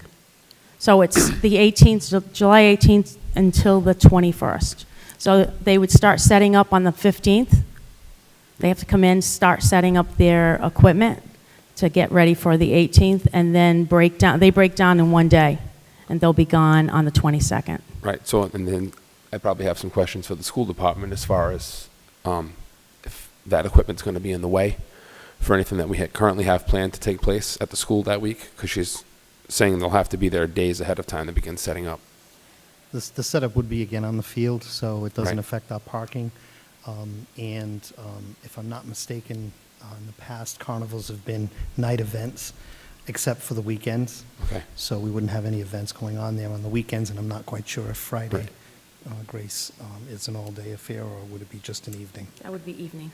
Right. So we'd start. So when the kids aren't using the fields for the setup days. Not our students. Okay. So that's good. Cleanup. Who cleans up? Who's responsible for cleaning up the grounds? The carnival is. They fill in any holes that they make in the grass. They take care of everything. Right, so that leads me to my next concern, is the condition of the field prior to. I would hope someone would go out. I mean, this is some heavy equipment, lots of foot traffic, trash, litter, They rodents. Yeah, I could they probably keep take going. care of everything. So is there something, do you have a written agreement with them that says that they're going to take care of it? And if not, Well, I don't have anything in I know- writing not yet. because I don't have a location. Until we have a location, then we get into Absolutely. the nuts and bolts of the entire contract. Right, I would need to know that they're going to follow through. Oh, On absolutely. any damages that they may make, any, if the field's torn up, if now we got to plant some grass. I just want to I'd love to help you out and help out the organization. Again, what my colleague, Mr. Corey, was saying, excellent organization, one of the best in the city, so thank you for that. But I don't want to leave my And I school wouldn't in expect disrepair. them to do that either. We Right. wouldn't even be involved with a carnival company if we weren't sure that they were a legit company. Right. Like I've said before, we, Community Development Recreation, way back when, worked with this company for many years, and then it came to a halt because of the whole not being able to use parks. So they had to move on and look for other locations, and we were just trying to bring it back. They came to us and asked if there was a chance of bringing it back to Fall River. Right, so with promises and something in writing saying that they'll do all these things and everything will be taken care of and it won't affect the students or the school in the long run, I'd be in support of it, but I definitely would like to see something in writing saying that they're going to follow through and make sure all that takes place. Oh, absolutely. We wouldn't even entertain anything unless they took care of all those items. Excellent. So with that, I guess, so my question would be, if we approve this tonight, could we approve it with conditions that say, like, pending receipt of someone saying that they'll do what they're supposed to do after the carnival leaves? Because if the carnival just leaves, see you later, and things aren't fixed, now we're on the hook for it. And are we ready to take care of that? Yeah, we can approve it with conditions. I don't see why not. Just make an amendment. With that, I yield for further discussion. Okay. Mr. Martins? Thank you. While the issue of parking has been addressed, but there isn't sufficient parking there. You have, facing the entrances of the building, you have the parking lot to the left and a little bit off to the extreme right where you get into the large field there. The company trucks are supposed to be parked, as you indicated, I believe, Mr. Pacheco, on the field, right? And granted that, okay, if they put some ruts in the field, they fix them. However, where do the patrons go? Where do they park? That parking lot is way too small, and there's a nursing home right across the street from there. Of which case, then they're going to be starting to park into the nursing home property in there. They're going to be double parked on each side of the street, and it's a one-way, it's a dead-end street. And they're going to be parking on each side. Now, getting emergency vehicles into ambulances or wherever, getting into the nursing home. Carnival will probably run until about 10 o'clock at night. It can run at whatever time the city or whatever the school committee sees fit. I know that in New Bedford, they have to end at 9. Okay. It just depends on where they're located, what the ordinances are, and what the... All right, you said 9, I said 10. In either case, there's going to be a lot of noise. The residents in the nursing home that are there, having to listen to all that noise and the perhaps whatever jovial people walking to and from their vehicles going in.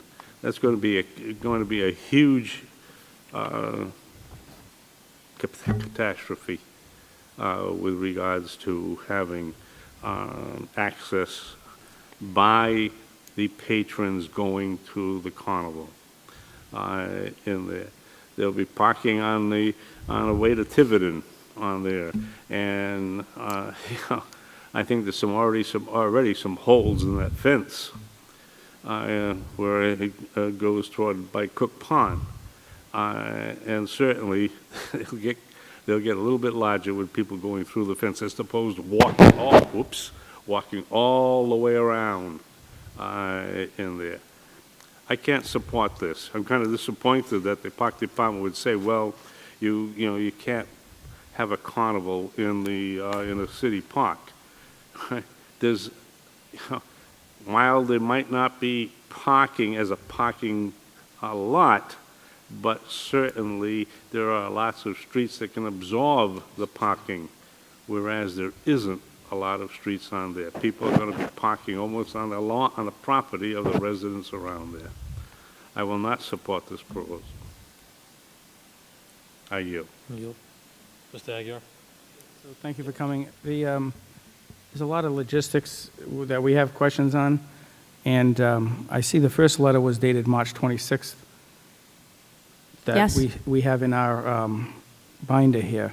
And then we have the new one dated May 7th. It's just a supplement with a few answered, Right. So, to answer some of the questions. yeah, so maybe Superintendent or Mr. Pacheco could say, have you looked into any of these things relative to this since this first came up? Should we do this? Any kind of problems that you might see? You guys are on the ground every day. The only thing I'd like to add is as we did with the city, I was the resource person for the park board for 10 years. And in that capacity, the one thing we did put is a lot of safeguards anytime someone did use the field. So we had written agreements as to the repair of any damages done. They also had the carnivals, whatever group it was using the parks, had to provide the police details. That was not something that was the city's responsibility. And the details were provided at the police request numbers. So whatever the number was, the carnivals had to pick up that cost. As far as cleanup, again, that was part of the agreement. So all of those items were stuff that the park board would ask be done on each and every time. As far as carnivals, the last carnival that I can remember was at Lafayette Park, and we actually closed part of Eastern Avenue to do it because of the bigger ride would need to be on a flat surface, and we couldn't find a flat spot in Lafayette. One of the rules that the park board has is no carnivals on baseball fields. So if you look at most of the parks, the flattest spot on any of our parks is the baseball field. So when you eliminate that area, there was not a lot of room in any of our parks to put a carnival. So that was one of the big pieces that kept carnivals out of the parks. The other piece is that the requests are never ending. So if this board was to approve this, the one thing I would ask is that it approve it as a one event, in that we do not tax Henry Lord nor any of our other buildings with constant requests. If this board so chooses to work with, CD Rec, I would ask that that be the only approval that this board would give with this organization that does work with some of the same population that we currently work with. With all of that being said, parking is going to be an issue no matter where you put a carnival anywhere in the city of Fall River, unless you put it in such an obscure place that the only people that are going to get to it are people who are going to drive there. The areas, Lafayette, this current area, Kennedy Park, those are all areas that a lot of walking traffic would go to. Kennedy Park is off limits, even that upper area, because the park board felt that the Holy Ghost Feast at Kennedy Park was a very difficult thing for the neighborhood to deal with, for the amount of time it had to deal with. So parking is restricted. There are a lot of difficult situations at Kennedy when you have an event of any kind of size. So that's why Kennedy Park, the upper Kennedy Park, is only rented for the Holy Ghost Feast, and then not the rest of or any other kind of event due to that. I don't know if that answers any other questions. I mean, it answered some. Just that you said something about the parks having the carnival. So the letter from Ms. Gerling says city parks are not available due to park board regulations prohibiting carnivals to take place in the city park. It's because they can't play on the baseball. They can't set up on the baseball field. So therefore, it limits the use of parks. And that's not new. It's just this has It's been been going on it's been in effect for a long, long time. Yes. Recently, but it's something that's been around even when you're Yes. referring. Yes, to those because times. Kennedy Park always had a carnival at 4th of July, and it used to be held every year, just before the fireworks, and we'd bring the crowd, and then we'd have the fireworks. When the Holy Ghost Feast started, it became a situation where the neighborhoods were overthrown, basically, for a long period of time, and that whole process stopped. Yep. Also with the fireworks going down to the waterfront. So how about like any conversation with the neighbors, any conversation with the principal of the school, any school department conversations on this at this point, or is it still just? We have not had any conversation with the neighbors, nor we had any conversation with Principal Brownhart. I mean, I love the work that Recreation does, and I want to be supportive, personally. I just feel that this is kind of just thrown in our laps right now, and I don't know if it's worth maybe tabling it until the special meeting, which might be for transportation, because quite honestly, I don't want to vote no, but there's a lot of still unknowns that all my colleagues are bringing up, and some valid points. What's the parking going to look like? How many people typically go? All of those things, I think, need to sort of be articulated for us, what it would look like. So rather than have a no vote, I also know the things coming up, because that's where I pointed out the date of March 26th was a long time ago. I wouldn't want it to extend too long, but I also don't want it to get shot down if it's something that we can work through. So You making a motion to table, Phil? I make a motion to table until the special meeting where we could get some of the questions answered and any other questions that people had between now and then, so that we could give this the opportunity to potentially get approved, because I'm not sure we'll get approved under current. Is there a second? Made a motion. Is there a second? I don't get my discussion. Yeah. No, I'm going to ask for discussion. Okay, so- No discussion on a motion to table, just a point of order. There's no discussion on a motion to table, so if No, it gets a just hold second, off. we're going to table it, All right, and we'll just take a hold vote. off, Mr. Aguirre, that's okay? Yeah, of course. All right. I would Got a never few want to more. stifle any kind of debate. Come on. I withdraw my motion to table. And you yield? You yield? Yes, I yield. Thank Okay. you. Vice Chair Costa. Thank you, Mr. Chair, and I'll be brief. I think you get the gist of where the committee's coming from. No, We all absolutely. enjoy a good carnival, right? No one's going to not enjoy, festivities, but there needs to be some answers to some questions before I can tell you that I'll feel comfortable voting on it. The sorry Cory checks, I mean, that's state law, so that needs to happen. So I can tell you in the profession I work in, I do have on occasion individuals who work at carnivals who I know the criminal histories they have. I'm not saying that's this company. I don't know this company well enough. I would hope that they would give a full list of individuals who are going to be working or be able to identify, who their workers are and whether or not they've passed those requirements.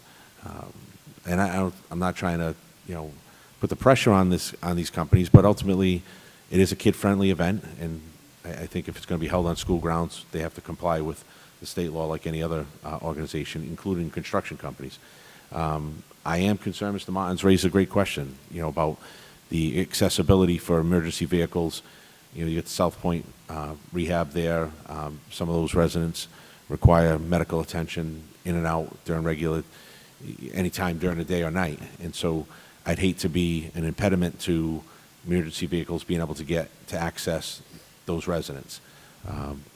But I think a lot of these things that have been raised can certainly be discussed and answers can be provided. And if they all can be provided to the committee and we feel confident that this can be a successful event and addresses all the safety concerns, then I think we've gotten some assurances already that these organizations will repair the fields. But I think, bringing in a traffic board, obviously having conversations with residents, the police department, a little bit of planning, I think, is required before I can tell you that I can commit to it. I will ask one question regarding location, though, and maybe we're in the same boat if it's in that area, but would Talbot be a sufficient parking area? It seems like Talbot would have more parking than Henry Lord. It's a little more secluded, a little quieter in the back, not affecting as many residents. My concern would be the traffic patterns down there, because I know some of So those it's all side streets. one-ways, but right. A lot of one-ways, but, and again, I'm not trying to derail this particular location. I'm just thinking if some of those concerns could be addressed, you have it in a place behind a building, it's a little quieter back there.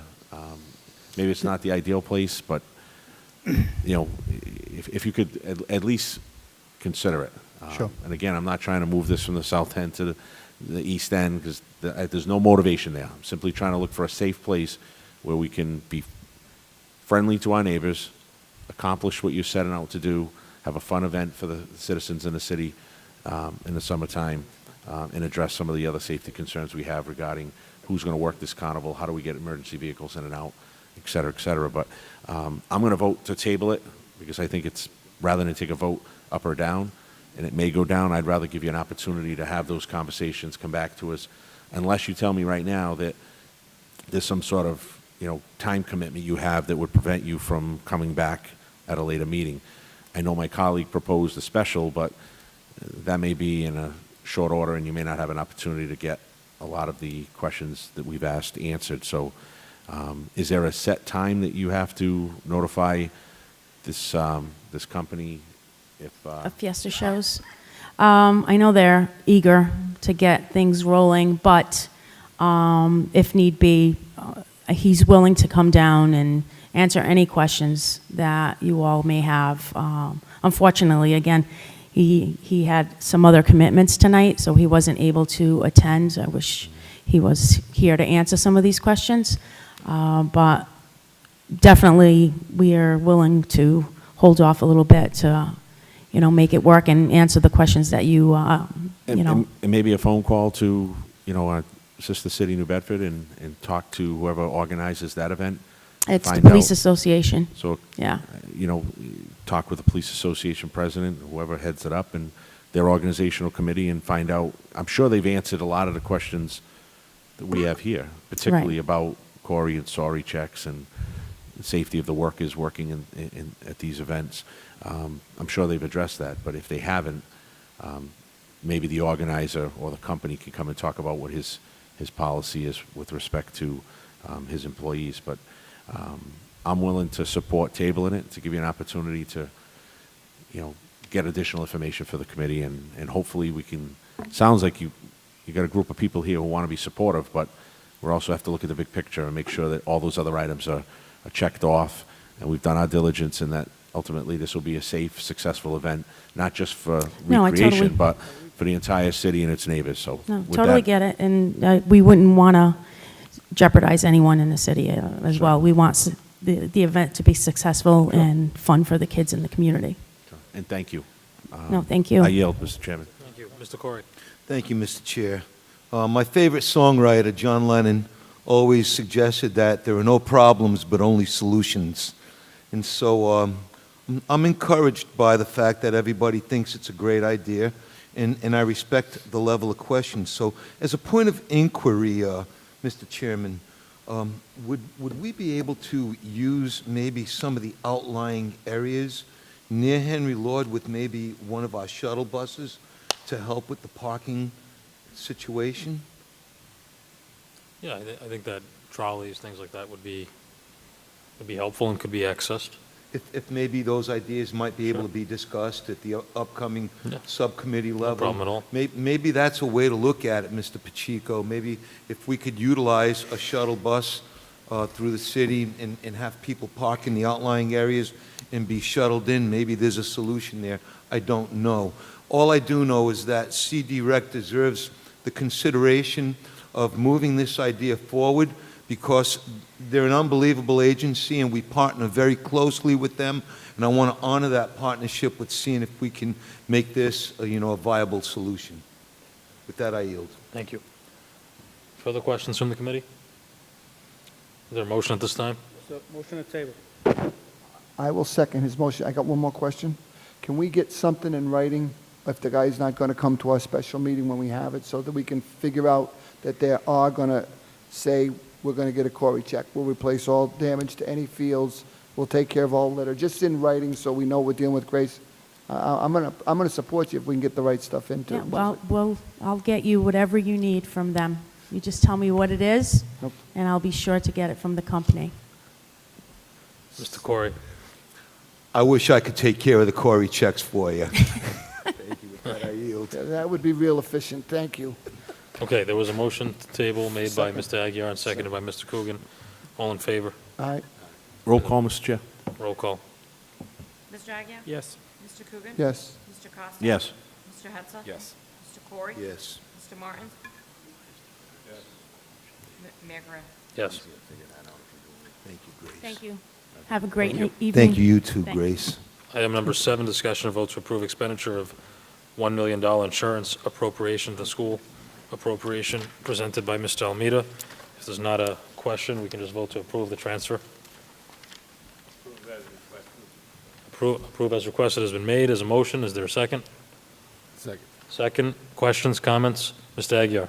Yeah, I just want to give kudos to the superintendent and Mr. Pacheco for putting in the baseball field. Durfee, I know I've been hopping on this over and over. Really an important piece to make all that come together. if we do it upright, we can have it be a quality field that people would want to rent, and we can actually make some money on the deal. So I do like that, and a lot of the items in here are all good things to do. The only question I had was on the ASOP, substitute management. Is that currently in existence, or is this a new initiative? We don't have ASOP in about 8 of the surrounding communities, I think it's 8, run it. And what we're finding is that we're not being competitive and able to get subs because we're operating on a traditional call system, which limits us. So what we're wanting to do is try out this software system to be able to do a better job of competing with the subs in the area, because we're not finding that we're having a hard time filling positions with the subs. Although, and I do give credit to the Teachers Union president, the teachers, their attendance has been better this year, but there's still subs, and especially at the elementary and middle level, we want to be competitive. What does that 32,000 represent? Is it a one-time expense? So I'll let Tom and Kevin explain it. So the 25,000 of it is the program for the program, the system for a year. $6,000 is setting it up. So One every time. year we have That's to one pay time. 25 grand to operate this? Every year it'd be 25,000, yes. I guess it's worth trying. I don't think it's going to solve our problem, quite frankly. We don't pay enough. That's sort of the bottom line. And that is agreed, and at some point this summer, I'm going to come forward with a request on an increase on subs and some other things. Yeah, I mean, it's just, we do have issues with subs. I remember working in this district, having to call them in early in the morning, or call into the central place, and you got 4 people out, and they say, sorry, you got no subs. That's outrageous. So if this can try and help it, great, but if we don't raise the amount of money, the people aren't going to go to ASOP and want to click that button either to take these jobs. So I look forward to the next discussion. With that, I yield. Okay, any questions? Mr. Vice Chair? Just quickly, thank you, Mr. Chairman. Mr. Almeida, this money needs to be encumbered, obviously, by the end of the fiscal year. Do you have a sense as to when, you're not going to wait till the end of the fiscal year, but do you have a sense as to when you're going to encumber this money? Starting tomorrow, we are going to begin putting all these orders in, getting any contracts that we need in place so that we have everything set up by June 30th. So when do you anticipate encumbering all these funds? Right away. Literally right away. By next week, the week after? Yes. Okay. The reason I raise that is obviously a couple of things. One, we have to expend it or encumber it by the end of the fiscal year. I'm a little hesitant not knowing what our total operating budget is going to look like at this point, because the committee could take action on this one-time money to prepay sped services to offset any issues we may have in next fiscal year. So if this money becomes encumbered or expended in short order, and then we realize that our operating budget isn't what's going to be needed in order to sustain the services we were looking for in FY20, we've lost the opportunity to get creative with one-time money for next year, if you follow me. So I raised that. If you'd said, we may not have it all encumbered, or we're going to encumber half of it by a certain date, but we still have some time. If we find out that the operating budget isn't sufficient, we need some additional funds, we could always encumber some of it. But you're telling me if you're going to encumber $1 million in a week, it's not going to be available to this committee. I do have some apprehension. All needed, all well-intentioned items. I have no issues with any of them. My only concern, Mr. Costa, is if we wait till the budget gets approved or it gets passed, that could be late June, and at that point, we're kind of out of options at that point. Right. And we're really, really, really up against it at that time. I'm with you. So. We park our car in the same garage, Mr. Almeida. We want the best for the district. But I'm just saying, from a financial standpoint, if we have budgeted positions for FY20 that we can't fill, not lay off or pink slip people, we just can't fill them, but we have needs for them, and we've gone ahead and filled $1 million worth of requests that could have provided those positions in the classroom, that's where my reluctance and hesitance is at this point. If our operating number was firm, we knew exactly what it was going to be, I'd have no problem taking this vote. But if that, for some reason, if our operating number changes or doesn't fulfill the needs that that have been requested, someone's going to wonder why we spent $1 million on these things and not took up a vote to prepay sped to free up money, or other items to free up money to account for additional paras in classrooms, et cetera, et cetera. So that's my hesitation, my reluctance, at least at this point. But I'll yield at this point, and I'm sure members will have additional questions, comments, and going forward. I yield. Thank you, Thank you, Mr. Vice Chairman. Chair. Mr. Corey. Okay, I just have a question on Coaching for Change. What's that looking like? Now, there's an appropriation there for Coaching for Change, but I haven't heard anything about that program moving forward. So Coaching for Change has been hugely successful at Henry Lord. We're actually wrote into the Talbot redesign grant to bring Coaching for Change, expand to Talbot as well. So What's it looking like? What is it? So it's a after-school extended learning program that started from the concept if students are engaged in things that they like, athletics, playtime, perhaps they'll do better academically if we give them facilitated both academic focus and the stuff that they like. So the program evolved partnering with Durfee, Bristol Community College, and UMass Dartmouth, and Bridgewater State, so that the coaches of Coaching for Change are these college students and high school students who now, this program's evolved from something to help extend learning time at a cost that's more affordable to also now being a diversity multiplier for the teaching profession. So it's really a twofold human capital multiplier and an extended learning time period. So the kids at Henry Lord, per se, it's 2 days a week. We've got a cohort of, I believe, 60 students. I think it started with 30, then another 30, so they get over 60 students, and it doesn't compete with the Truce program, which is another extended program at Henry Lord. They operate on different days, and we're last year there's outside funding to support Coaching for Change, and then we put funding in as well, and we've been very happy with the entirety of the program. Thank you. I yield. Thank you. Mr. Exler. Thank you, Mr. Chair. In regards to what my colleague, Mr. Costa, was saying, with this money, if we vote to approve it, is there a way we could slow down how fast it's spent or encumbered? That way, if there is an issue, we have a chance to use some of the funds, like maybe the superintendent could prioritize this list on what he'd want to spend first, and then slow the spending of it down, so that way we may still have some in play when we get there. I mean, that's something we could easily do. It's not we don't want to feel that we're putting pressure on the community. Oh my God, we're going to spend it right away. But we do have to spend it before June 30th, and we'd like to get some things encumbered, and there are some things we can move forward on now. We also know that there will likely be additional appropriation after the fiscal year ends in next year's because of the health insurance issue. So that's also money that we could use at that time. Also to use as prepay or some sort of other gap fill, depending on what the final numbers come out from the state. But I'm not telling you that that I have to spend this tomorrow. So Right. we could be very strategic in how we roll out and be able to make sure that we have some cushion just in case.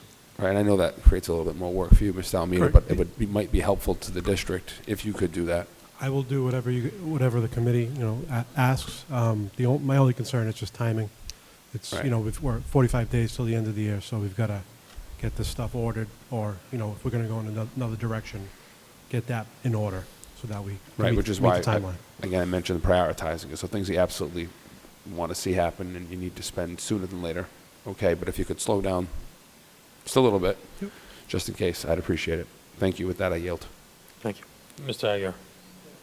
On that note, we have, this is $1 million here, two items down, it's another 800,000 projected that the healthcare's off.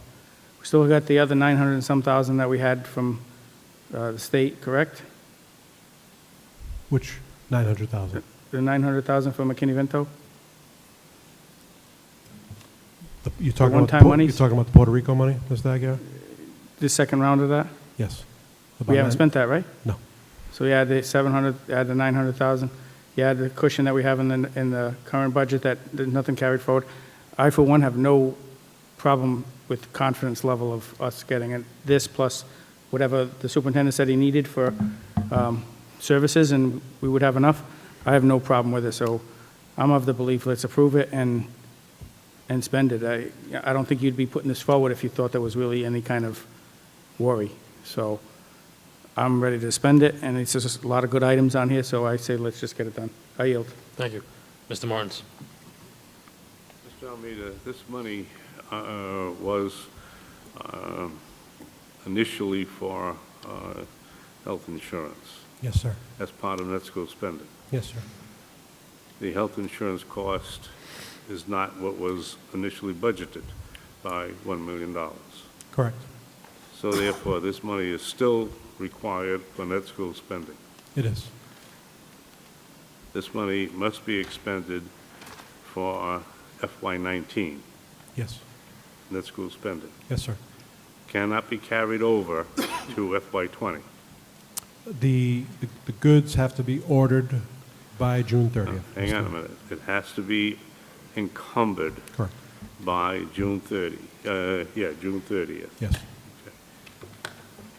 The actual distribution of the funds you have until August something, 60 days. August 16th? 60 days, 60 days. Okay, in order to pay the bills. Okay. Yes. That's been a long-standing Mhm. requirement for a long time. Okay. In there. So therefore, the money that is listed here needs to be expended. The required or the requested items are needed. That's what you're telling me. That's what the superintendent is telling us. Yes. In there. And there is, you can't use this as a prepaid for anything of next school year. We are purchasing stuff for next year. Well, with I this. agree, but Sure. it could also be used this year, and it's going to come in September Correct. or October, just like that floor buffer. And it's a rather expensive piece of equipment. Probably going to take some time for it to be delivered. And yeah, you will use it next year, but it's part of this year's Correct. expenses. With that, I yield. Okay, thank you. There are no further questions unless we're a roll call. Mr. Agia? Yes. Mr. Coogan? Yes. Mr. Costa? Abstain. Mr. Hetzel? Yes. Mr. Corey? Yes. Mr. Martin? Yes. Mayor Correa? Yes. Okay, item number 8 is a vote to approve the third quarter revolving fund transfer. Is there a motion? So moved. Motion has been made to approve. Is there a second? Second. Questions? Comments? Roll call? Mr. Agia? Yes. Mr. Coogan? Mr. Costa? Yes. Mr. Hetzel? Yes. Mr. Corey? Yes. Mr. Martin? Yes. Mayor Correa? Yes. Item number 9 is a vote to approve year-to-date budget report. Is there a motion to approve? So moved. Motion has been made. Is there a second? Second. Second. Questions? Comments? Roll call? Mr. Agia? Yes. Mr. Coogan? Yes. Mr. Costa? Yes. Mr. Hetzel? Yes. Mr. Corey? Yes. Mr. Martin? Yes. Mayor Correa? Yes. There are a number of items for your information this evening. Is there a motion? Motion to place on file. Motion to place FYIs on file has been made. Is there a second? Second. Second. Roll call? Mr. Agia? Mr. Agia? Yes. Mr. Coogan? Yes. Mr. Costa? Yes. Mr. Hetzel? Yes. Mr. Corey? Yep. Mr. Martin? Yes. Mayor Correa? Yes. Next on the agenda, is there any new business? Yes. Superintendent? Yes,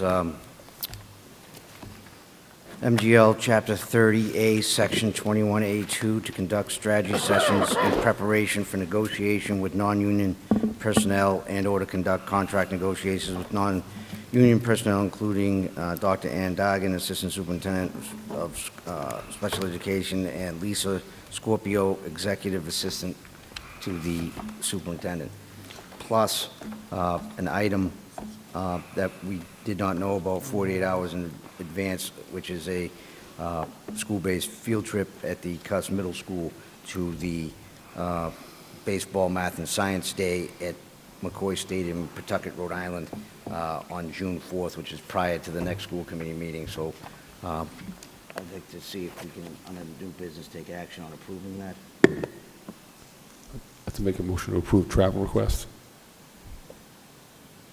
Taking that in form of motion? Yes. Is there a second? Second? Mr. Just a Vice- question. Vice Chair? So what was the request for travel to, what was it? It's Cuss Middle School to the Baseball, Math, and Science Day at McCoy Stadium. And that's an item we didn't know about Yes. 48 hours ago? I didn't know about it. That's why I'm we sorry? added it. We missed it, and that's why we had it as an addendum. Okay. Put You it on weren't the- aware of I was not aware. Okay, all right, no, that's fine. I yield. Yep. Mr. Aguirre? Isn't it on the same addendum? It is, but I was aware of the other one because we had communication about it. That's the issue. I was not aware of this addendum item. I was only aware of the transportation because I did approve it for the agenda on the 9th, and it didn't get approved, it didn't get added to the agenda until the 10th, which was within a 48-hour So we- period. I don't know, I don't really, it doesn't matter to me, but if we say one's too late, I would say the other one's too late, because clearly we knew, so I don't have a problem with it. I want the kids to go on the trip, but maybe just put it on the special to make it cleaner, rather than get a finding. No, that one totally complies. We did check that. I did not know about that particular travel request. I was involved in the agenda setting, and that other item should have been on tonight's agenda, however, it did not make the deadline. So, just, to me, we knew about it, so, If you, meaning the school department knew. We didn't, is my point. I don't know. I think just to be cleaner, I would do it on the special, but you guys can do what you want. Is it time sensitive? If we hit, well, it was sensitive prior to announcing that we would have a special meeting. I could put it on the agenda for the special meeting. And it would still be, it would Okay, meet the look, timeline? This one meets the requirements. I did not have knowledge. It says clearly here, if the chair does not have knowledge of the item. Okay. This was brought to my attention today. The other item, we obviously knew. I could anticipate that item 48 hours in advance. Believe me, I would love to take that vote tonight on the $10.1 million, because there's been a lot of work on that. However, we can't discuss it, nor can it be voted on tonight because of an error. So that's the reality of the situation. If you don't want to vote on that particular item, that's fine. Don't vote on it, but there has been a motion to approve, and if somebody challenges it, we'll have to deal with it then. Okay, so roll call on the travel requests. Mr. Agia? Yes. Mr. Coogan? Yes. Mr. Costa? Yes. Mr. Hudson? Yes. Mr. Corey? Yep. Mr. Martin? Yes. Mayor Correa? Yes. Okay. Next is a request for executive session, if there are no other new business items. Make a motion? Motion to go into executive session has been made. Is there a second? Second. And Attorney Assad, can you please read the reasons for executive session this evening?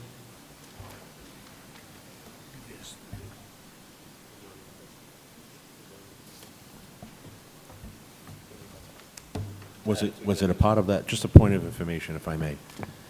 Was the executive session item that you proposed on the new business, was that just voted on, or was it just for travel? I thought I heard on the motion to travel. Just travel. So has there been any action by the committee to accept under your request on the new business that be considered an executive session?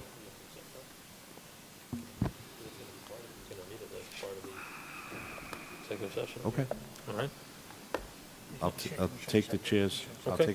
All All right. Is there a motion to accept the additional addendum for the executive session item for this evening? Okay, I'll make a motion. Okay, motion has been made. Second. Is there a second? Roll call. Mr. Agia? Yes. Mr. Coogan? Yes. Mr. Costa? Yes. Mr. Hudson? Yes. Mr. Corey? Yes. Mr. Martin? Yes. Mayor Correa? Yes. Okay, now the reasons for executive session. There is a motion already pending and seconded to go into executive session. Attorney Assad, if you could read the reasons for executive session. Mass General Laws, Chapter 38, Section 21A7, to review and approve executive session committee minutes for the April 8th, 2019 regular meeting of the Fall River School Committee.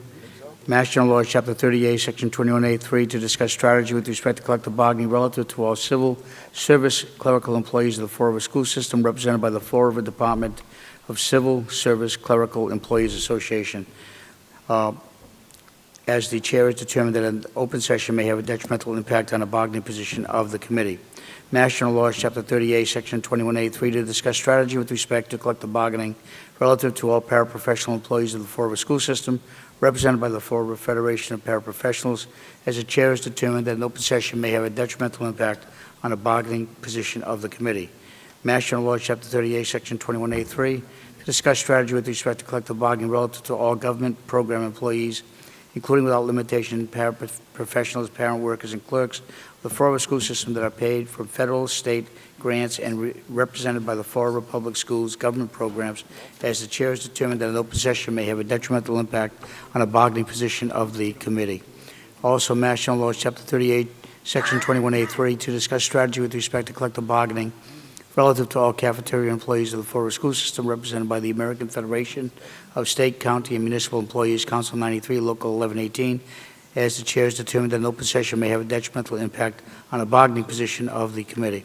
Mass General Laws, Chapter 38, Section 21A2, to conduct strategy sessions, preparation for negotiations with non-union personnel, and/or to conduct contract negotiations with non-union personnel, including Ann Doggan, Assistant Superintendent of Special Education, and Lisa Scorpio, Executive Assistant to the Superintendent. The committee will reconvene. There may or may not be the statements at that time. Roll call, please, to enter executive session. Mr. Agia? Yes. Mr. Coogan? Yes. Mr. Costa? Yes. Mr. Hetzler? Yes. Mr. Corey? Mr. Martin? Yes. Mayor Correa? Yes. Thank you. Not feeling well. Okay, school committee will come back to order. Roll call, please. Mr. Agia? Yes. Mr. Coogan? Yes. Mr. Costa? Here. Mr. Hetzler? Here. Mr. Corey? Mr. Martin? Yeah. Mayor Correa? Yeah. Any motions from executive session? Mr. Chairman? Yes, Vice Chair. Make a motion to approve the executive session committee minutes for April 8th, 2019, from the regular meeting of the Fall River School Committee. Second. Motion has been made and seconded. Roll call, please. Mr. Agia? Yes. Mr. Coogan? Yes. Mr. Costa? Yes. Mr. Hetzler? Yes. Mr. Corey? Mr. Martin? Yes. Mayor Correa? Yes. Any other motions? I'd like to make a motion to approve the contract as negotiated between the Fall River School Committee and the civil service clerical employees of the Fall River School System as negotiated. Second. Motion has been made and seconded. Roll call, please. Mr. Agia? Yes. Mr. Coogan? Yes. Mr. Costa? Yes. Mr. Hetzler? Yes. Mr. Corey? Yes. Mr. Martin? Yes. Mayor Correa? Yes. I'd like to make a motion to approve the contract as negotiated between the Fall River School Committee and all cafeteria employees of the Fall River School System represented by the American Federation of State and County Municipal Employees, Council 93, Local 1118. Second. Motion has been made and seconded. Roll call, please. Mr. Agia? Yes. Mr. Coogan? Yes. Mr. Costa? Yes. Mr. Hetzler? Yes. Mr. Corey? Mr. Martin? Yes. Mayor Correa? Yes. Any other motions? I'd like to make a motion to approve the contract between the Fall River School Committee and Miss Lisa Scarpio, Executive Assistant to the Superintendent, as negotiated. Second. Motion has been made and seconded. Roll call, please. Mr. Agia? Yes. Mr. Coogan? Yes. Mr. Costa? Yes. Mr. Hetzler? Yes. Mr. Corey? Mr. Martin? Yes. Mayor Correa? Yes. Any other motions this evening? Motion to adjourn, Mr. Chairman. Motion to adjourn has been made. Is there a second? Second. Second, roll call. Mr. Agia? Yes. Mr. Coogan? Yes. Mr. Costa? Yes. Mr. Hetzler? Yes. Mr. Corey? Mr. Martin? Yes. Mayor Correa? Yes.